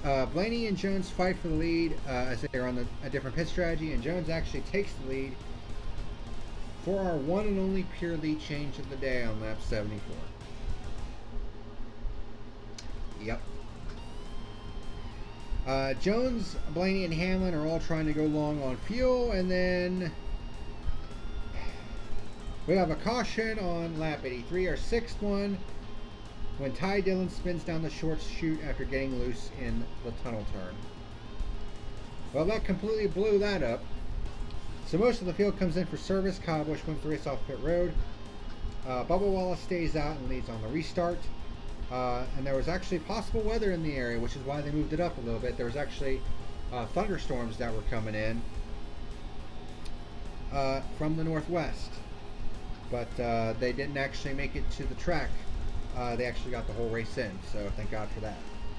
Chastain has to back out for keeping running over the 12, who got loose in turn 1. Kyle Busch gets by Wallace for the race lead on the restart. Chastain powers back up to third, then by Blaney for second. And bear in mind, Chastain had to start at the rear of the field for adjustments. Jones and Hamlin get by Wallace for fourth and fifth as the 23 begins to backslide. Wallace makes his pit stop with 3 laps from the end of the stage for tires and fuel. Jones and Blaney continue fighting hard for third, and Kyle Busch wins stage number 2. And it was at this point that Eric Jones on the radio was like, "Oh, fuck Blaney. Why are people racing me like an asshole?" I don't know, maybe because he's fucking racing for stage points? God, it's like I said after the Atlanta race. Bunch of fucking prima donnas. A lot of these drivers are just fucking pussified nowadays, man. Always bitching about every single little thing, even if it's a nothing burger. They're fucking bitching about it. Jesus Christ, shut the fuck up and drive the car. That's what you're being paid to do, right? Anyways, final stage was 65 laps. Kyle Busch leads the start of stage 3. Hamlin goes 3 wide with Blaney and Jones for third. Byron gets by Jones for fourth and goes high in 1 and loses more spots to Harvick and Elliott. Then Blaney has a flat left rear tire and lifts it back to pit road. No caution flag, which was a bit of a surprise. Chastain starts trying to challenge Kyle Busch for the lead. Chris Buescher kicks off green flag stops on lap 118. Kyle Busch pits from the lead on lap 124. Chastain pits the next time around and actually cycles in front of Kyle Busch. Byron gets penalized for equipment interference. Buescher actually spins off of turn 3, kind of like what we saw before with Cindric and Almirola. No caution though, which is unusual. But I guess NASCAR didn't really want to throw it if they didn't have to in the middle of a green flag pit cycle, because that would really fuck things up. Chastain cycles to the front, but Busch and Hamlin are right there. And then Hamlin gets by Kyle Busch for second, and it was at this point I was like, alright. It's the showdown that a lot of people have been waiting for, Chastain versus Hamlin. And then we learn that Hamlin might be 2.5 laps short on fuel because they didn't get it all the way full on their pit stop. That's over 6 miles. So it's like, uh-oh. And then that all gets put to rest with the 7th caution on lap 136 when Blaney spins off of turn 3 and hits the inside wall hard. Thankfully he was okay. Back half of the field comes in for service. And this was the point in the race where it's like, okay, are we going to see a race like we saw yesterday in the Xfinity Series when you had Noah Gregson and Ty Gibbs, two guys who are obviously super aggressive, but they raced each other super clean. It was an awesome race. Were we going to get that between Chastain and Hamlin? Answer to that, nope. Because we got our 8th caution on lap 143. Hamlin runs Chastain, and there was actually contact between them too. Basically runs Chastain into the wall in turn 1, who comes across Harvick's front bumper, completely destroys Harvick's front end, and he even said on the radio, and I alluded to this at the beginning of the review, that his wrist was nearly ripped off, basically. So I'm guessing the wheel got jerked out of his hands when he hit the back of the one car, and the one car goes spinning to the inside, and he hits the inside wall, and he's out of the race. And I was like that. I was like, yeah, that was fucking bullshit. And I already talked about that at the beginning of this review, and I don't want to tread over any more ground than I've already have. But yeah, I was not very pleased with what Hamlin did right there. So he leads on the restart. Elliott gets up to 3rd, and Reddick moves up to 4th. Starts trying to challenge Elliott for 3rd. Couldn't quite get there. Bell and Reddick starts door banging a bit for the 4th position, and then Hamlin wins the race. Well, initially. And then of course he did all of his mannerisms and all the shit that I was talking about. And then promptly got his ass disqualified, and Kyle Busch also got disqualified, which then handed the win to Chase Elliott. And the entire NASCAR community went into full-blown fucking meltdown. And all I did was say, lol.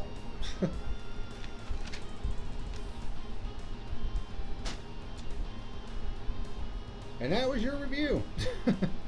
God, the review itself took like 17 minutes, and yet we're about 2.5 hours into this fucking video. Like I said, crazy shit leads to long talks, and I've honestly enjoyed talking about this shit that happened tonight, because holy shit, like what a mind fuck this was tonight. And without a doubt, the most controversial race of the entire season. And certainly one of the most controversial races of all time at this point. I mean, when you have a race that sees its a winner disqualified for the first time in over 6 decades, yeah. There's obviously going to be some major fuckery. But anyways, now that the review is done, here are stats and awards for this race. So, total laps, 160 lap race, stages broke down 30, 65, 65. Overall lead changes, we actually had quite a few overall lead changes. We had 15 overall lead changes in this race. However, only one of them was a pure lead change. And it was during a cycle of green flag pit stops. Yeah. There were 8 cautions in total if you don't count the stage breaks. There were actually quite a few more green flag passes than I thought there would be. There were 3,176 total green flag passes, which comes out to an average of 25.8 per green flag lap. Sure as hell didn't feel like it, but you know, that was the number. So there you go. Lap leader award. Oops, I forgot to change that. Fuck me running. It's not Martin Truex Jr. God, it seems like every single fucking review I always fuck up something.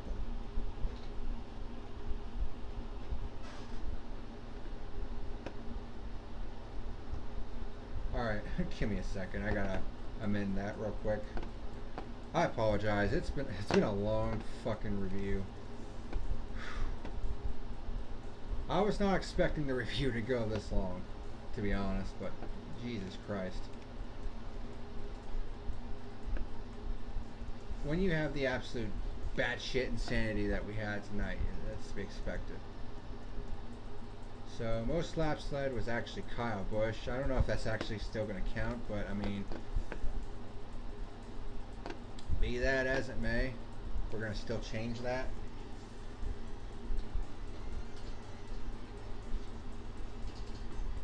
How many laps was it? 63 laps? Okay.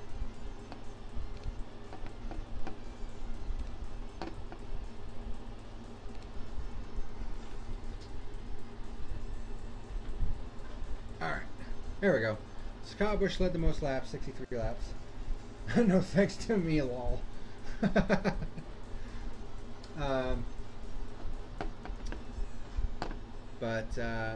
So, Kyle Busch was the lap leader. Star of the race is not who you expect.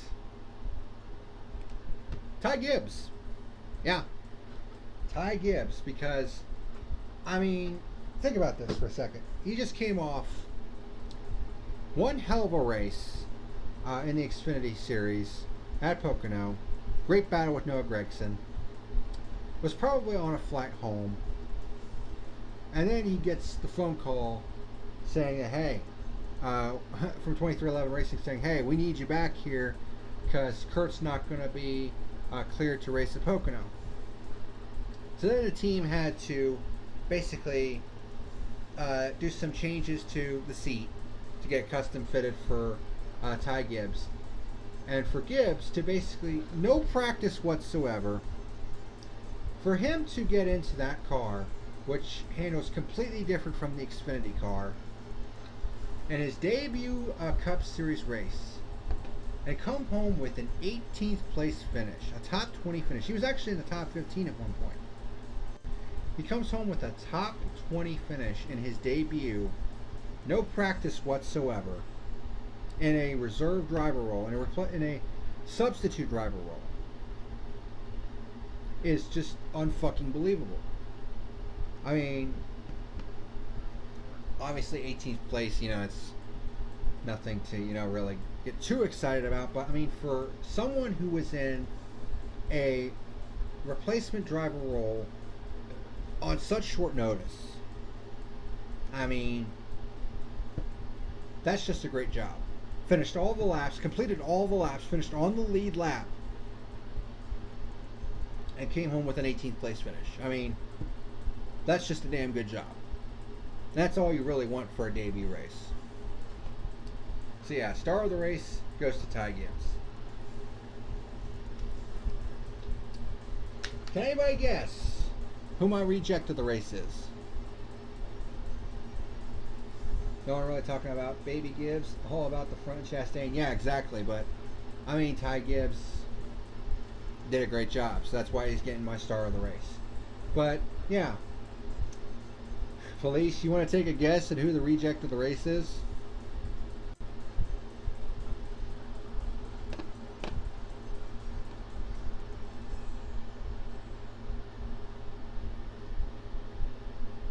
I mean, it should be pretty fucking obvious, honestly.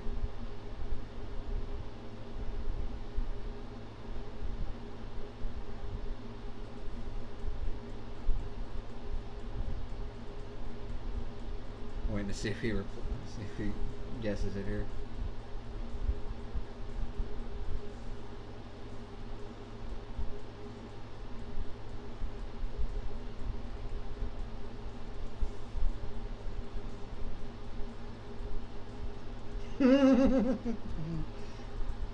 Place 428 says Denny.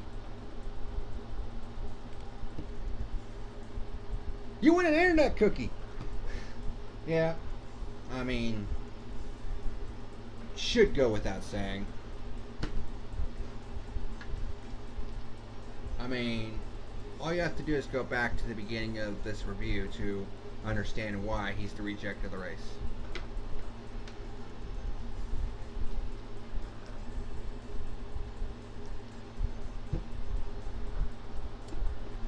Anyway, let's do the results and point standings. Of course, with the fact that Denny and Kyle got DQ'd, it really fucked things up as far as the results and point standings. So I kind of had to scramble to get the new shit. So I forgot to X that out. So top 10 results. Chase Elliott finished third, but gets awarded the win. Led 0 laps and gets the trophy. Tyler Reddick comes home in second. Daniel Suarez in third. He had a great run. Christopher Bell, who won last week, finished fourth. Kyle Larson in fifth after leading 18 laps. How about Michael McDowell? Another top 10 run in that 34 car. So having a pretty solid season. Truex Jr. in seventh. Bubba Wallace in eighth. Eric Jones ninth. And Austin Dillon with a quiet top 10 run. So here are the point standings, but with the playoff implications now put into play. I promised that I would do this at one point, so here you go. Boom! So I've taken this from NASCAR.com, obviously, and it shows on the far right the deficit, who's in the playoffs and who's out. Obviously, if they have a +0, they're already in based on their win, which is Chase Elliott, Ross Chastain, Joey Logano, William Byron, Kyle Larson, Denny Hamlin, Kyle Busch, Christopher Bell, Tyler Reddick, Kurt Busch, Chase Briscoe, Daniel Suarez, Alex Bowman, and Austin Cindric. They all have wins, so they're all in right now. And of course, the only two without wins is Martin Truex Jr., who's 4th in points, and Ryan Blaney, who's 6th in points. Or actually, no, Truex is 4th in points, Blaney is 3rd in points. I mean, you got two guys that are 3rd and 4th in points who might not make it into the championship.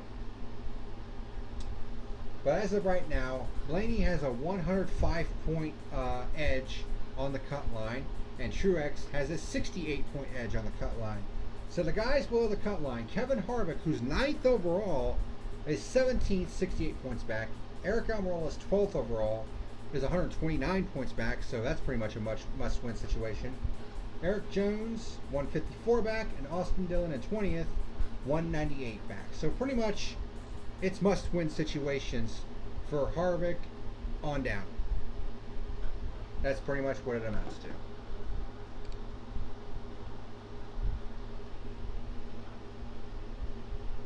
As an owner, Gibbs did exactly what I'd want. Keep the nose clean, take care of the car, even if it wasn't his, even in a debut as a sub-in. Yeah, exactly. And he did a great job. He stayed out of trouble, wasn't a nuisance, and got a decent finish. That's all you can really ask for in a debut. But, please, you were talking earlier about seeing what the NASCAR standings with F1 points would look like. We've come to that point. Here's you go. Truck Series. What do they look like? And this was also the regular season finale at Pocono for the Truck Series. Yeah, we've already reached that point for the trucks. So they have 7 races remaining in their season. This is what the points look like for them in F1 style. Zane Smith leads the way with 285. John Hunter Nemechek actually closed the gap a little bit, though, because Zane Smith didn't really run all that well this weekend at Pocono. So John Hunter Nemechek is 32 points out. Then you have Chandler Smith, who won the race, is now 69 points out. In third, Ben Rhodes has gone ice cold. I mean, he was super hot at the beginning of the year, but Jesus Christ, he has gone so cold. I mean, under this F1 system, he hasn't scored a single goddamn point in the last 2 races. He hasn't even been a factor in like the last 2 months. It's just crazy. Then you have Christian Eckes, Ty Majeski, Carson Hocevar, Stuart Friesen, Ryan Preece, who's part-time, and Corey Heim rounding out the top 10. Full-time ride for Corey Heim win, because he's done an excellent job in a part-time ride. Grant Enfinger and Parker Kligerman, the only other drivers over 100 points right now. Basically, right now, it's between Zane Smith, John Hunter Nemechek, and Chandler Smith if this was run under F1 points. Xfinity Series. This is when it gets really interesting, because it's been back and forth at the top here. Ty Gibbs regains the lead over Justin Allgaier. It's been back and forth for like the last 2 months at the top here. 326 for Ty Gibbs. Justin Allgaier at 321. I mean, the top 5, I mean, they're basically like the big 5 right now in the Xfinity Series. When you look at the F1 style points for the Xfinity Series, it's just been absolutely crazy. Allgaier's only 5 points behind. Then you look at Noah Gregson. Remember, he was penalized 30 driver points after his little schmozzle at Road America, which under the F1 system currently in place, because I'm using the sprint system that F1 has this year to accommodate for the stages that NASCAR has. So the maximum number of points you can get is 42. For the F1 system. Under the NASCAR system, the most points you can get is 60, and since he was penalized 30, well, that's basically half the total points that you get. So he was penalized under this system 21 points. Without those, without that penalty, he'd be right there with Gibbs and Allgaier.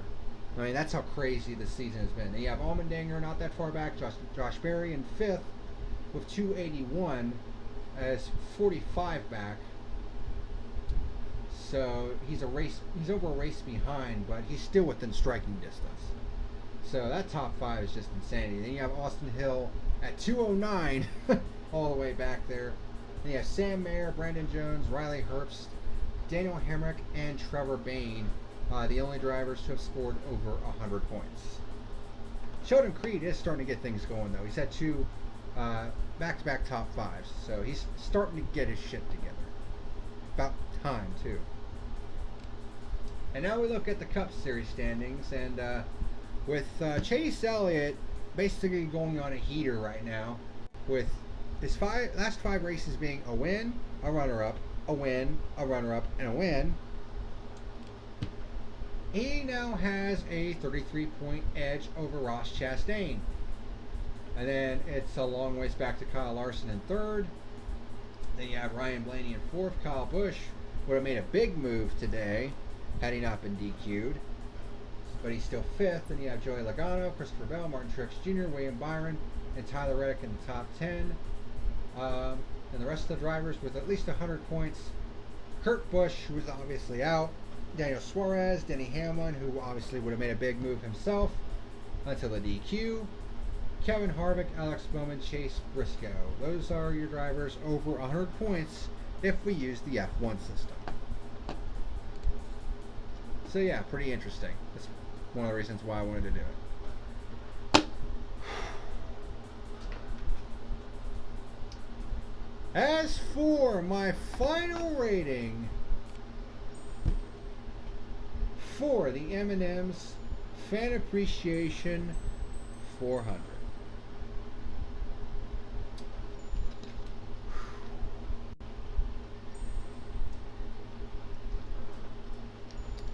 We have reached the end, my friends. The fuel gauge. We finally made it. After a long fucking review. What is my final rating for this race? Well, it was messy. There were a lot of points where it was boring as fuck. Stage 1 was a nothing burger. It didn't really start getting interesting until stage 3, kind of similar to what we saw last week. I mean, if things would have remained as they were, I probably would have given this race a 0. But, seeing as how that didn't happen, as long as Chase keeps his pace, he has a real good chance to win the championship, absolutely. I mean, they are hitting their fucking stride right now. I mean, this is kind of similar to what we saw with Kyle Larson last year. It was about this time, too, that Larson really started going on a tear and ended up with the championship at the end of the day. So, I mean, we're starting to see that with Elliott here. So, I would not be the least bit surprised. I think he's going to be winning the regular season title going away. I mean, he has a 100-point lead over Chastain now. So, he's definitely the favorite at this point to get his second championship. Will it actually happen? We'll see. but he's a good bet at the moment. But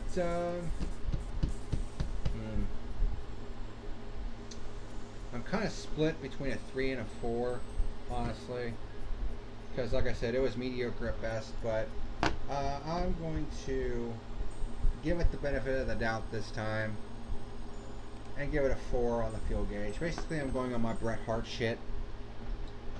I mean, it wasn't that bad, but it wasn't great either. And plus, it was kind of messy. I mean, we had 8 cautions. I mean, if you count the stage cautions, it had 10 total cautions, which is the most it's had in like 6-7 years. So that obviously gives it some negative points. But some of the strategy shit was pretty interesting, and we did see some good racing here and there. It's just it just, I mean, it just didn't.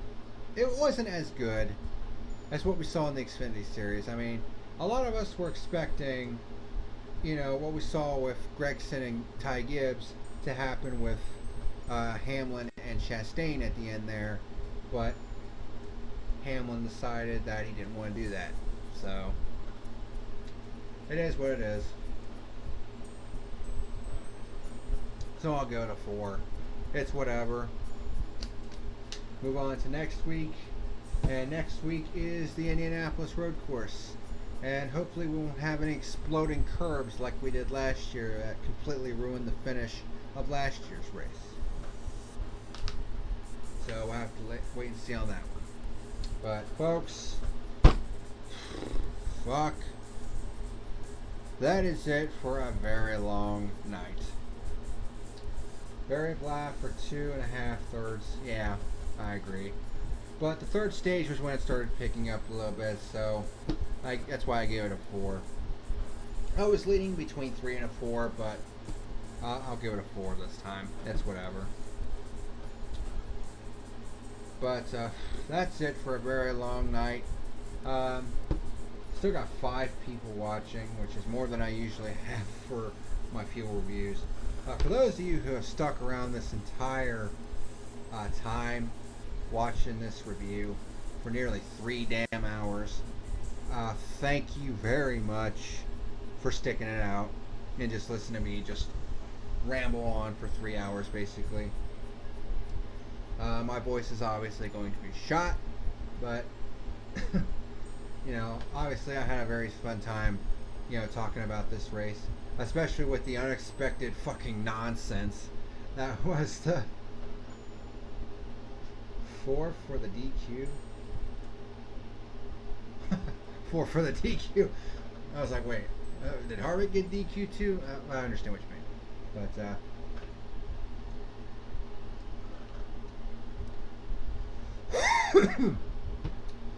but wow. Was not expecting the crazy shit that happened in the post race. Wow. Oh. Never expected the review to go this long, but so much crazy shit coming out of this race.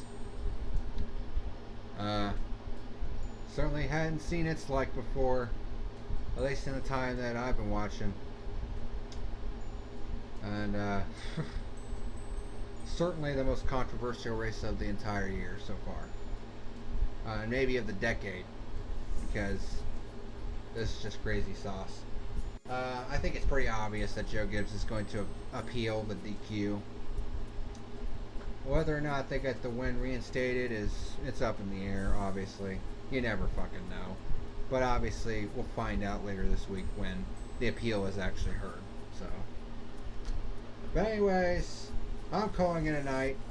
I'm going and getting some food because I'm fucking hungry. For those of you that stuck around, thank you very much for watching. The longest review, the longest episode in the history of the fuel. Hopefully we won't have as long of a fucking review next week. But holy shit. What a night. What a crazy night. But thank you very much for watching. And until next time, this is the Packer Man signing out. And good night. And hopefully we never have a review this long again. No promises. I'll see you again next time.